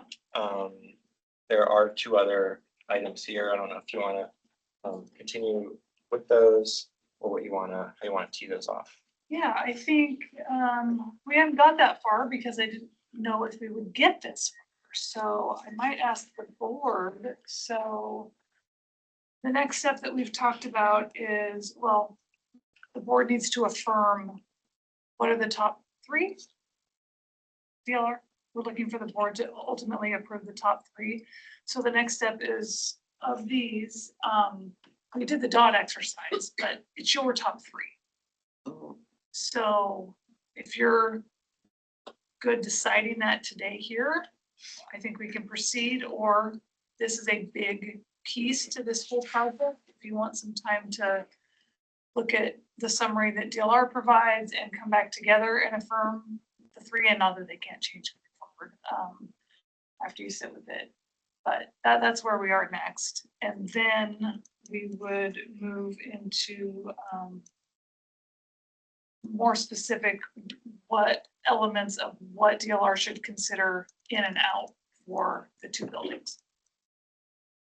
So we should be looking at, the recommendation is for the board to agree on the top 3. You guys want- Whether you're ready today or future is up to you all. I'm ready. I think the dots have spoken. I appreciate the input of people alongside us, and it works for me. And we're talking about the top 3, specifically our top 3 goals on this. For the project, yeah, so these aren't gonna go away. All of these are important in the planning process, but the North Star, when we start going down concepts for scenarios and there's potential disagreement on what, DLR is gonna point us back to these top 3. Again, not Those that 2 you with can, 3 dots. can't Which one of shift those, but that's where we're gonna keep pointing to. There's There only may 2 be some other, majorities. well, this actually helps with secure storage. We wanna I'd say we elevate choose that. 4. You want to choose 4? Cause yeah, I feel at some level that solved the court security space concern was a freebie. They just wanted it Okay. recorded for posterity, they told us. And then we have 2 3s and a 4 that I think can be the next ones in line. So that would be my suggestion. Because we agree that that gives us the efficient, effective spaces. That gives us the public, what was the other one? Public, Customer efficient. customer efficient. So that gives us like customer efficiency and staff efficiency, it feels like, on both sides. And that we're driving toward getting the most money we can from somebody else to make this happen. I guess I feel customer efficient fits in with efficient space, which way I think that could fit in with that too. If you're making the space efficient for the, it's all gonna be one goal, I think. Yeah, for Well, me, it could that be was the very- balance. For me, that was the balance of staff efficiency and customer efficiency. It was that we didn't want to sacrifice one for the other. In my mind. Are you saying they could be very different? I think they could be very different. Okay, well, I agree with this. We're not eliminating any goals, but Yeah. we're saying that these clearly rose to the top. Yeah. So, Correct. yes, okay, I Yeah. agree with that. I'm fine with that. So in honor of other people's time, is the rest of this stuff that, we're not that we want to kick you out, but is the rest of what we're talking about stuff for the commissioners to noodle? All of this is ultimately the commissioners to. However, you want to hear from staff or departments on anything else, it's up to you. Okay. Well, my point was just that if you guys are with us, I want you to be involved. I don't want you to feel like you're just sitting here in another meeting, listening to us. Okay, so I didn't hear what the outcome of that was, so we have. Well, included. But with. So the first one is a Everything gimme. Yeah, the first one's a gimme. Yeah. And then how, yeah, I think, She wanted to pick 4. So there's 4. yeah, The I was first going one's a with gimme. 4 because there was a gimme. And The we, first one's the goal of the project. Like, Yeah. correct. Yeah. That's why we're here. I know. and Lori, when we were talking about this, is my recollection correct, that when we come up with the whatever, it isn't necessarily a hierarchy. So now we have 4 goals. We have 4, well, we have a bunch of goals. Yeah. We have 4 that are gonna kind of help us make decisions in terms of what's gonna go where, Yeah. keeping in mind the other one. So we may make a decision like, does goal, whatever number 3 is over there, and it goes against, say, I'm just making this up, secure storage. So for us, we would say, okay, goal number 3 is gonna outweigh secure storage at this point. It'll give us an option to show you, and you can say, yes, that's the way the goals are. But there could be something that comes up that says, something new that we didn't think about before, we need to adjust our goals. Because there's a new law that says you have to have secure storage for this, or there's new something that's come out that we just plumb all didn't think of it and we should have. Sure. So there is once we start evaluating options, we may need to adjust our goals. But this will help us. Yes, but within these, there's not a hierarchy. We have 4 goals. One isn't necessarily over the You other. have, right, Yeah, you have 4 weighted goals. Yeah. And the rest are goals. Yeah. Okay. So. Are we, because we didn't really plan to get into the last 2, are we prepared to even talk through that? And maybe this is just a kind of a winging it. So what we had originally talked about with this is, so we need to decide so we have the goals now. What are the sideboards that the board wants to give DLR to look at for packages of departments? And I think there are some obvious ones, like, unless it's changed, circuit court and associated services stays in the courthouse. Correct. So getting through some of those things that we know are staying, IS is staying, facilities is likely staying. So if we could maybe go through some of those and just get affirmation from the board, what is staying and is not to be considered. Yeah, I thought we kind of had that package before, and for me, that hasn't changed. So I didn't want to be presumptuous, but just a data point. Okay. So if we look at the space list, might be the quickest way to do that.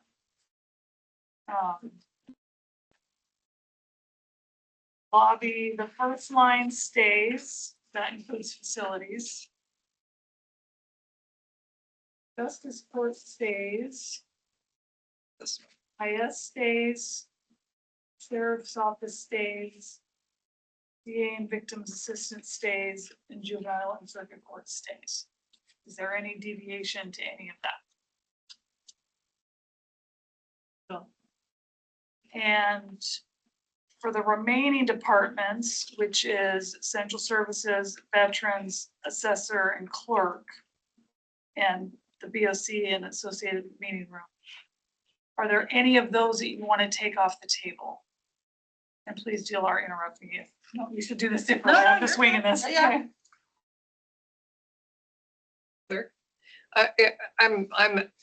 My brain isn't quite following the list that the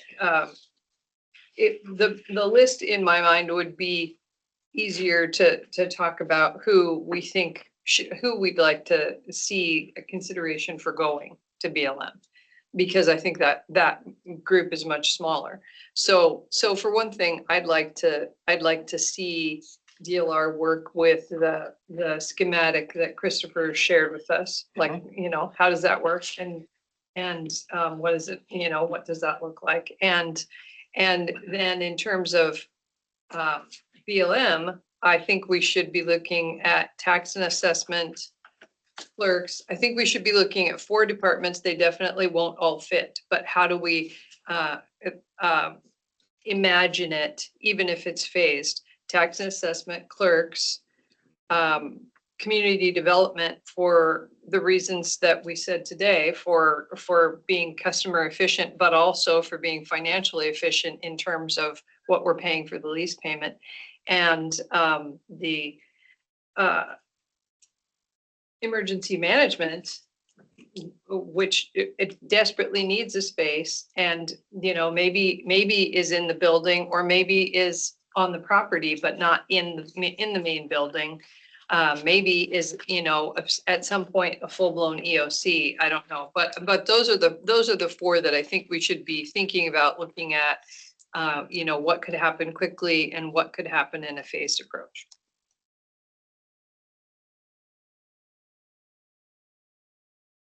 Said 4, tax assessment, community development.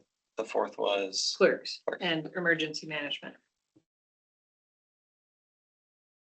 I'm also trying to balance all these. I was like, I'm also struggling to follow along. So the other buckets of things that we did were in this report here, and we got a couple of these permutations, right? So I'm trying to make sure we're not reinventing the wheel with well-balanced options. So I'm pretty sure this aligns with, it looks close to maybe option 2. I'm in admins, and, you know, so we'll see how that balances out, and then we'll be able to really easily say, this is how it fits into it. Great, so I got that one. Clerk tax assessment, that brings that drawing online, so that accomplishes that one. So that makes a lot of sense. For me, I would, while I understand the community development idea and the concept of the money and all that, when I go back to the primary goal of the court, of the circuit court, for me, obviously, taxation, assessment, and clerks, for me, are big on the movement. But then the other question is, I know that I shouldn't say this, I feel like I'm fine with BOCC staying in this building, and if that happens, then I feel like Central Services would follow that. So that might take a whole swath of people if that's, so in other words, if we agree I'm trying to figure out the most efficient way of doing this. I think that what furthers the goal of the court space is to vacate the first floor. That's the easy thing, to make room. And then the other ones that can help with space in this building is emergency management moving over there possibly, because that opens up the possibility of different funding for me. I'm always thinking about how we're gonna pay for this, and we can get EOC over there, whether they're in the exact building or whether the conference rooms, like there's an EOC in that warehouse space, which would help with the renovation of that part of the building, which is huge. And I think veterans is small enough that they could also, and I don't know about accessibility, if this is a better location, I don't know about that. But I feel like if IT staying, if the BOCC staying, I'm assuming Rachel's gonna stay here, which means central services probably for the most part would be here, so that would take care of that. Commissioner Scar? If it all fits.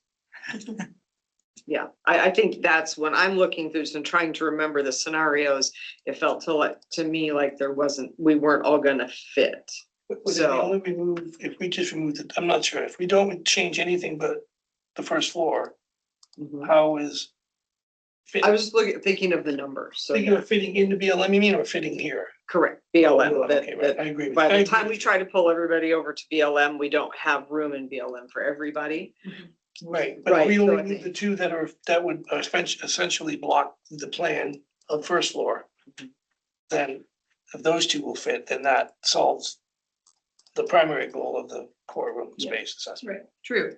So I'm happy for community development to be part of the master plan. Maybe it's another phase. Maybe it's down the road, it's an addition that we build because we have that property or, or whatever. But I agree that the phase one would be the first floor. I totally agree. Again, to go back to the thing about ASAP moving, I don't mean to be quickly, but I'm saying if there's only two departments that need to move, then the renovations needed over there can be accomplished more quickly. Yeah. Rather than waiting 4 or 5 years Yeah. to do any of this, which helps them get their Yeah. goal. And if tax assessment and the clerk's office could work in the front of the building that was used as office space, which I don't know, but they'll know, then the warehouse part that could also be phased for, emergency management. It would need considerably less finished space. The other thing for me too is the storage needs of clerks currently until they digitize could be met at the warehouse side or a portion of it. If I did the square footage is if they left, it's about 10,000, just under 10,000 square feet according to these numbers. And then Of what clerks and, clerks and taxation, yeah, would free up about over about 10,000, which gets them to the adjusted number here, 20. And then that means, and their adjusted two departments would be about 10,800 square feet. So that's a little bit more than half of obviously that space. So that might be a problem to consider, that maybe they don't fit in a phase one, I don't know, but Yeah. If part of it's just storage, then I don't know how much we have in storage right now. that was storage. How much of this is the clerk's office? Is storage. It's like this whole. Except for this whole corner here. Well, are you talking about what they have right now, or are you talking about what we plan for them to have? Well, I guess both. For Okay, storage. So I don't know how much storage they have right now. Okay, That's not something I committed to my space list, but so to scroll a little bit more, I'll get there. that's fine. Well, we don't have to figure out now, but that Yeah. would just be another question I would raise is. So that's what I think. I think for me is what's the path of least resistance? Mhm. Because as we start thinking about VOC, because part of their plan is this, we would get the other comments from back, which gives us space for our county council to move into or whatever, but less disruption on this end to initially start moving stuff. That's, County archives is about, when you gross it all up, is about 1,600 square feet. So what I heard is an option that allows the first floor of the courthouse to be renovated as soon as it can. So whatever it takes to get stuff out of the way. So that is an option. So we'll figure out all those bits and pieces. It's tax assessment, clerk. So emergency management was also kind of named. That wouldn't impact this, but it'd be something that we could put into one of those studies. We also talked about community development.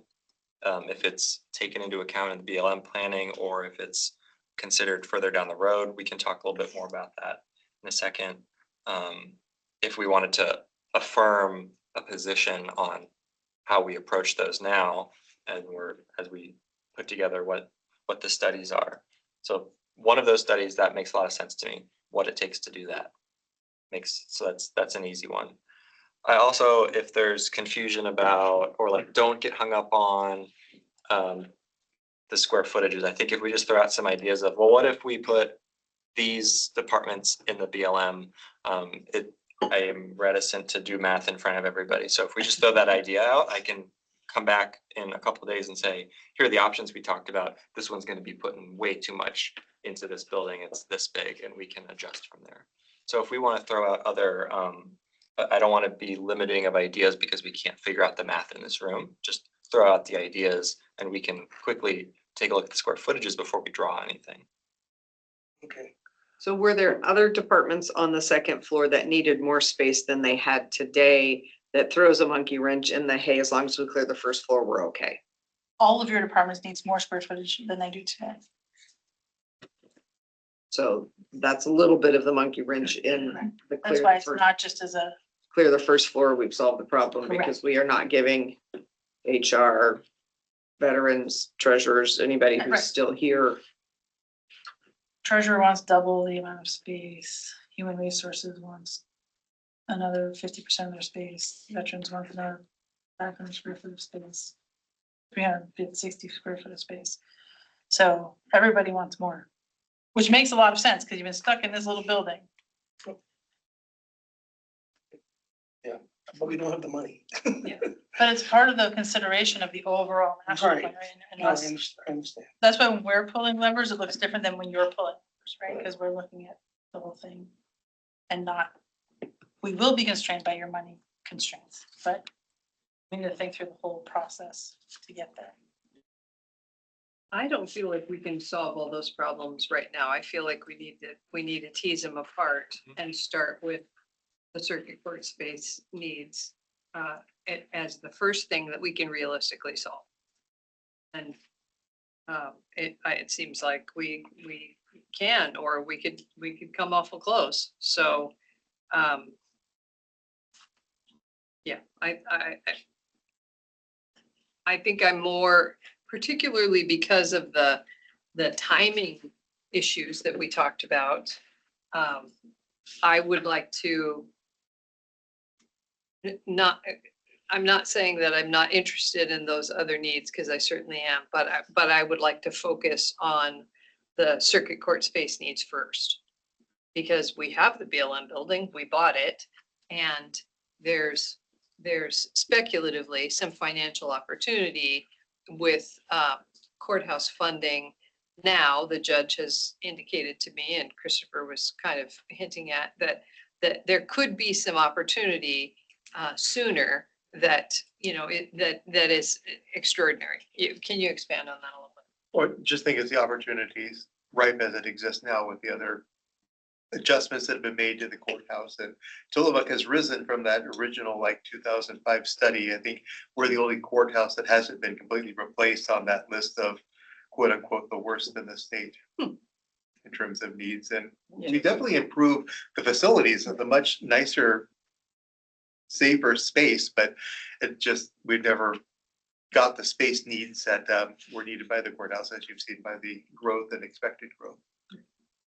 I guess if we're gonna, I was gonna say, but I would just continue to emphasize that we're gonna have the same opportunities when we're ready. Whenever we are ready, the same opportunities are going to exist to go after that. That's what we've been waiting on, is getting to the right point where we have a competitive, comprehensive project to go after the funding. And if we're ready this year, great. If not, we will absolutely hit the next opportunity for the circuit court needs, which could be helping the BLM, or it could be helping here, or both. so to your point, Just to clarify, I don't think there's a new opportunity that we're gonna miss right now. I just don't know how rosy Yeah. the overall state budget's gonna be for the foreseeable long-term future, like this I think upcoming that's budget always gonna might be be there. the end. Well, I'll leave it at that. Yeah, I don't know how this year's gonna look I'm either. biting my tongue, but 3 years from now, it's gonna look a lot different than right now going into next year. Right. And yeah, and I agree with you that on paper, like what the formula the formula is the formula. I totally agree with that. But in regular meetings with Judge Hill, he feels like we have some advantages, including Commissioner Scar being the AOC chair. We have some advantages doing it this year. And we may have more opportunities doing it sooner rather than later. To go back, but I like to, I'm looking at adjusted, so is that not what we're, okay, so I guess what I'd like to have is to your point about whether, I think, cause I'm looking at the numbers, and if we move the first floor out and we gained that courtroom and an office space up there, we currently have an empty office, still an office, so like our space needs adjusted number may already be met, like I'd like to see what that, if we're talking about that, because to me, I think the goal is the goal, and so I feel like the community development is great, but to me, it just makes me nervous, because that's a whole other, that changes what has to happen at BLM. Even, I guess worried, I'm just trying to figure the most cost-effective way of doing this, that's also efficient and safe, and still provides everything, but I feel like looking at these, when you're looking at these things, is what do these numbers jump to, because they definitely change, and I think we get closer. I mean, I have ideas about the offices at the south end of the building on the second floor. And I have some ideas of how that can help solve some of the problems for juvenile perhaps, so, and that's bigger space, so I think that there are some numbers here that simply, that's why when I heard this idea of the first floor only, to me it clicked, but I haven't done all the numbers, so I haven't crunched them all, so I'd like to see that too, to see how close we get to, maybe we don't get all of it, but maybe we get close. Right, so that's the whole, like, as we go through the plan, we're gonna be, say, we're putting veterans on the third floor, wherever. Like I say, we can get everything what veterans wants, except for these two things, where these two things are gonna be the things that are compromised to get veterans to fit in this space, and we have to only move one wall. That's what our job is, to look at those things, and then you're gonna come back and say, that works for us, or that doesn't work for us, can we give up this instead of this? Like, that's what we're Yeah. gonna be doing. Sure. But before we do that, can we look at the first floor? Yes, we can look at the first floor. I have concerns about fitting them all on the first floor, because the first floor is not 20,000 square feet. So I just need to look more in depth with that, and that's what we're going to do for sure. But, and still, to come up with the overall master plan for these two buildings, we'll be doing these kinds of studies along the way. The first floor is the first one to see, will it actually all fit, and do we need another space on another floor to fit all the bodies that they have? Can I ask a quick question? Like an existing office space, say the existing office space like your county attorney's in, like I know that's not going to be the square footage that you're Yep, totally. going for, but if it's not that, it's okay to still use the Yes. existing space to not. Absolutely. Because we are more than happy to utilizing whatever's existing and do it as cheap as possible. We don't, we do not need the Rolls Royce version of office space. We have. This is not the Rolls Royce. Okay. I just want to be very clear. The space list that we came up with for this project is not the Rolls Royce. This is the Chevy. But if they're fine driving the Pinto, It will not be suitable, a Pinto would not be suitable and sufficient for the circuit court. right, Well, and we understand the new space getting to these new requirements, which would allow for the future and Right. ADA needs, et cetera. But, okay, just want to make sure we're on the same page. And So if I say, if in my space list, I say this office, your office needs to be 200 square feet. Yeah. But the office that you would end up being is 150 square feet. I'd say, hey, can you live in a 150 square foot office? Because that's where it's in the right place with the right bits in it. And I'm telling you now, we can. Right, no, right. But I'm just saying, like, those are the conversations that we will be having. and Because when you get to the 20,000 square feet calculated, I mean, if it's, say it's 5 office spaces and, that comes up to 1,000 square feet, but we really need 650 with these using 7 existing with 3 new. Yes. Okay. And part of what, because we're talking about square footage of space, but one of the reasons we need them is because we aren't just talking about space. There's all this other space for circulation and Sure. other Exiting areas is the that, biggest one for this building. yeah, we can't figure out what that is. That's, but we still have. so the we're other- trying to stay at the higher level of, Sure. these are the departments we want you guys to look at. We want to look at the first floor. That's the type of feedback. And then they're going to start crunching numbers and come back to us with things to react to. Does the first floor plan not include the Sally Port concept? Sallyport is external to the building, so it has nothing to do with the square footage. It's separate. Okay, but if you built on to the back of this building with Sally Port, Yes. you could also be creating hallway space, circulation space, so I guess I'm wondering, it's not part of the idea of, well, we don't have enough space here, but we should create circulation there. We were doing external circulation space. for that. Yeah, on page 29 of this, I drew a little bit of external circulation space. So that was preconceived because we're trying to separate somebody coming to the building and getting directly into the courtrooms and being able to leave from that way too. So that circulation, you cannot fit it within the building. It Right. also would over constrain the building even more. So Sure. a starting point for our planning is when you prioritize separate, secure circulation, that's what it takes to make that happen.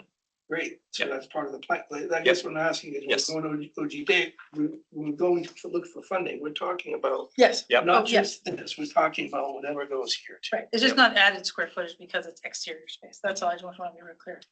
All exterior space.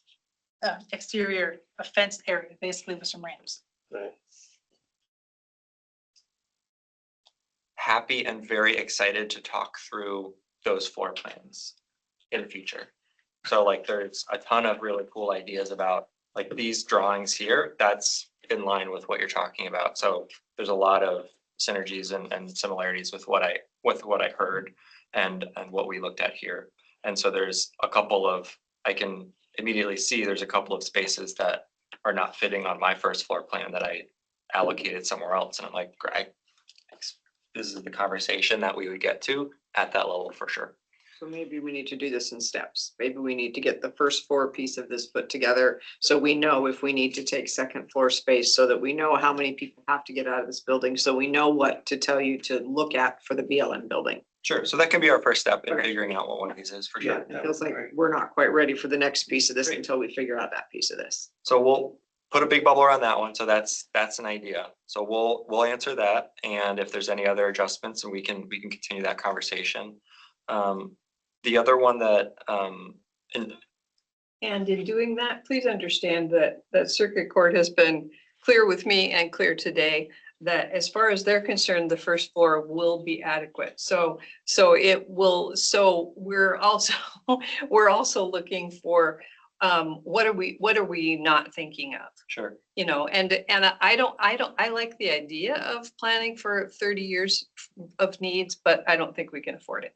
So, but you folks will be expert in like, oh, you didn't think of X. So, yeah, you really need. yeah, And I just want to be crystal clear that we are fine with extra doors.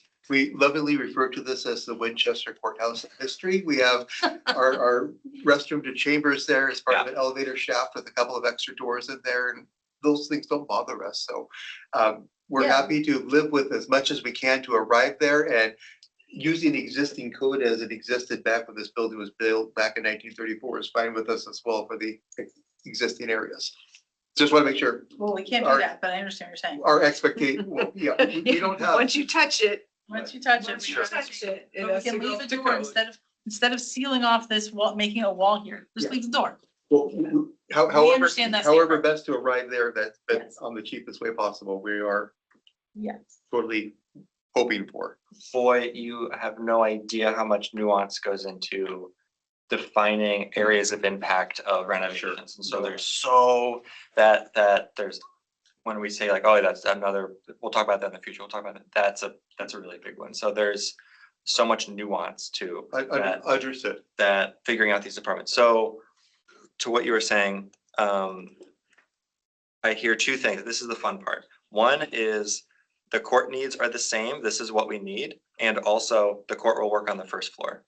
Those statements are in conflict with each other. And so that's the first part that we're going to tease out, because the first floor is less space than what the court is saying they need. So we'll tell you what doesn't fit in that. We'll take a look at this and say, oh, in order to make that sketch work, here's where the compromises are. So that'll be the first piece in figuring that part out. That is the fun part in all of these. There are no options that perfectly balance all of this with what we were talking about up here. How short of 20,000 square feet is the first floor? Whole building's 39,000 square feet. Yeah. I think I had like 14,000 Yeah. square feet So it's more somewhere. than that. Yeah.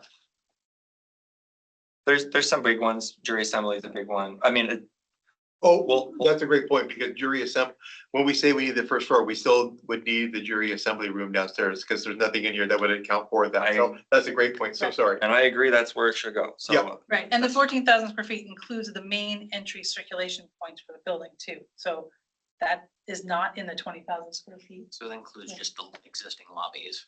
Lobbies and hallways and things that Those are not. the Yeah. 20,000 square feet. That's up here in the Yeah. lobby, public spaces and building support section. Yeah, so I should have mentioned the jury assembly. We still need jury assembly. We Yeah, probably but we have almost 100 jurors show up. We need some place to line them up in the hallway, so. yeah, we're not Yeah. gonna write that. It seems to me like the difference could be in the first space study, we were talking about this is our ideal and this is how much space that we would require. And this time you've looked at it through the different lens of everything we need, does it fit in the first floor? So, I think that's the difference. And I'm Yeah. thinking some of those other meeting rooms were some that were required for like the DA and having a meeting room as well as defense having equal meeting rooms in there. So that probably would have been associated with DA, but maybe not the defense meeting rooms. Defense was completely separate out of the Okay, 20,000 as well. But the two meeting rooms, like the meeting room at each courtroom for our attorney-client meeting. yeah, That's still like your space list. to the extent possible, but we Right, would to be the using what we extent have, possible. but that would bring down the overall numbers because we Right. would be utilizing juror rooms or otherwise for that. Except for the Theoretically. new courtroom.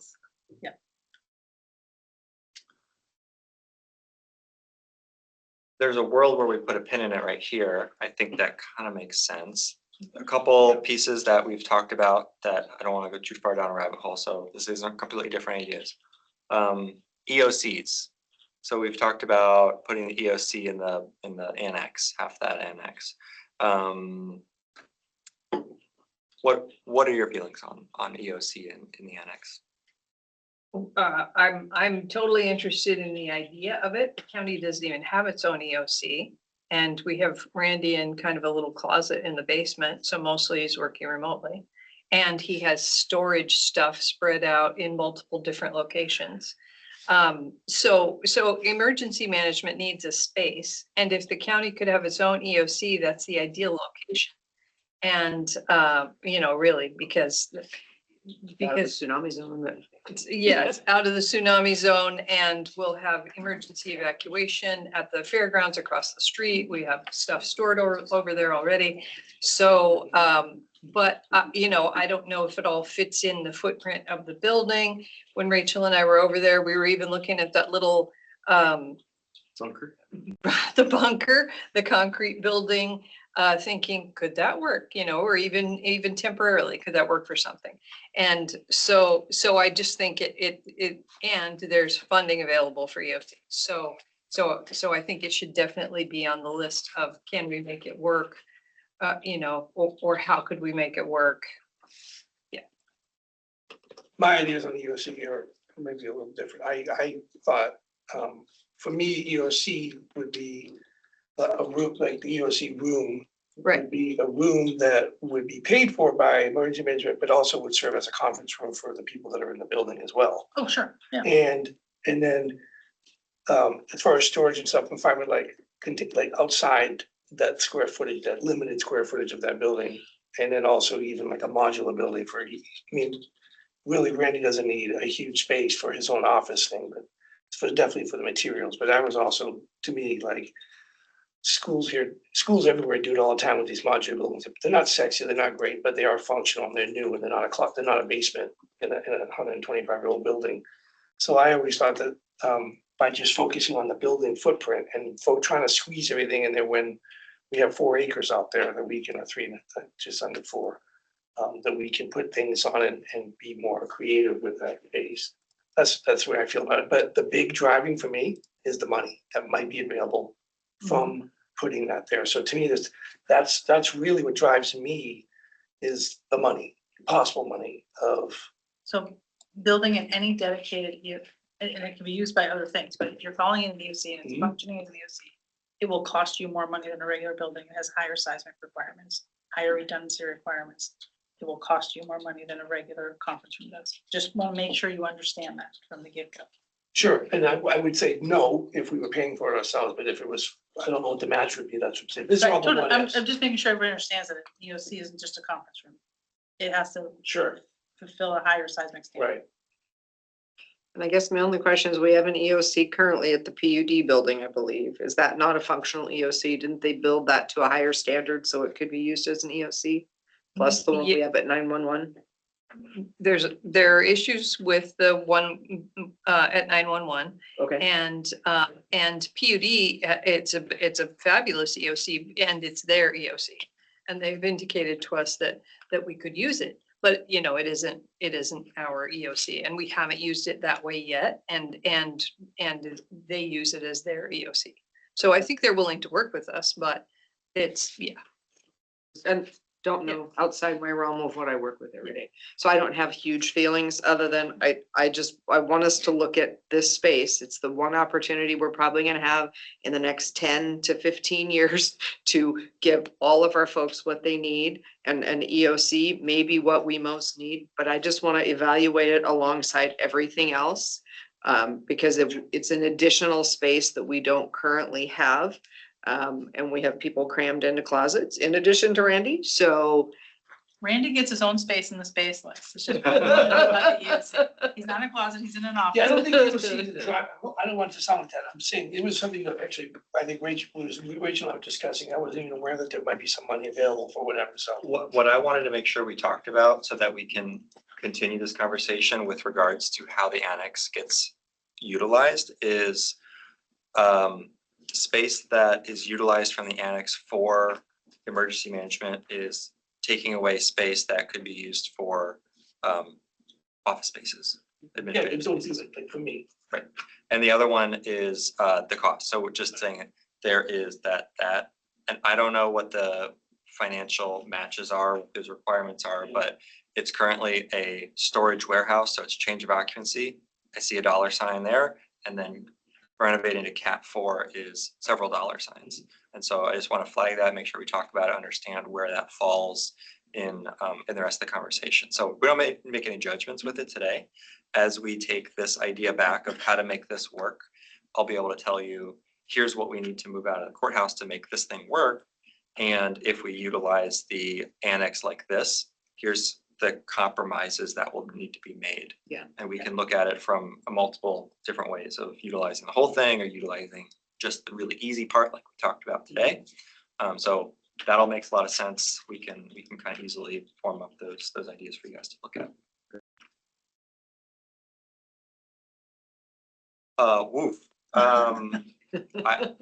I think I got what I needed out of this. I know what I'm gonna look at. We'll the goals, these are huge. Thank you for your participation in this and for helping prioritize those. We'll get all of that recorded and cleaned up and kind of put into some minutes and recorded here for this group. And then there's a really quick step for us to look at before we start drawing anything. So we'll tell you from a numbers standpoint of how things are getting balanced out before we take pen and paper. What would be the next timeline? What would happen next? When would we expect it to be back?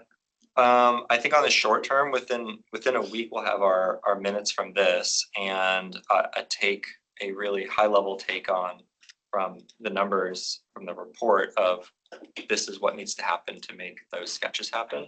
That's within a week. I don't know if that's a meeting or if that's feedback that's distributed and discussed and then what, but that's a relatively short timeline for us. That's fine. Great.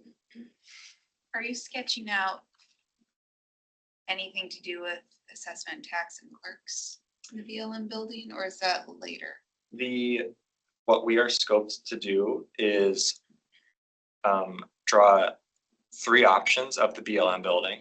Okay.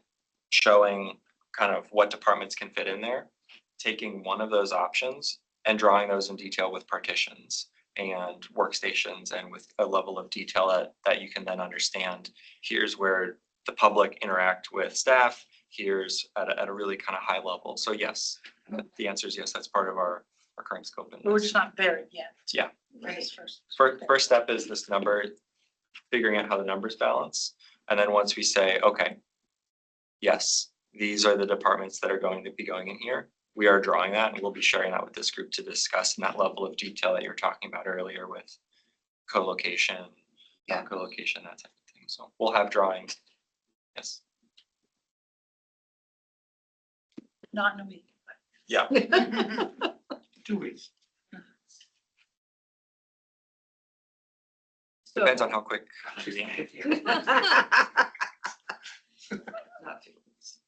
So, next week, we get to look at your first, body of work. Should we do that remotely? I don't know where you guys come from, but it's probably not Tillamook.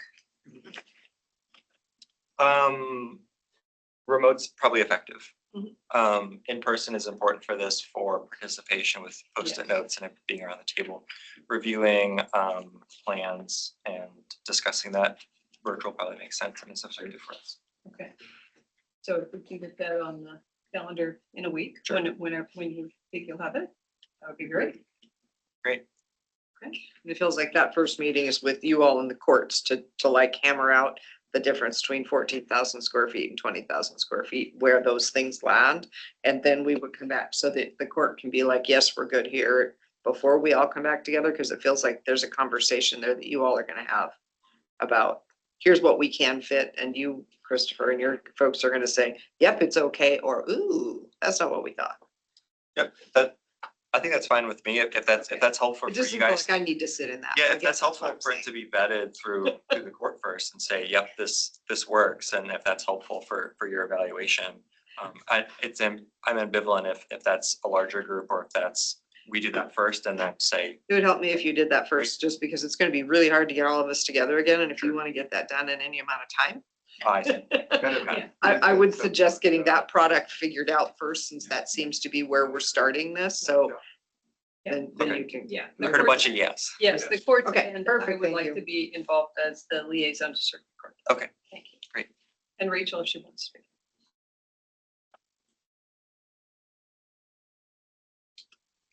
Great. Do you bang a gavel? Looking to my staff to see that we're good. We got farther than we thought we would, we should be Okay. good, right? Thank Thank you, for coming. everyone. Great conversation. Thank you, everyone. Meeting adjourned.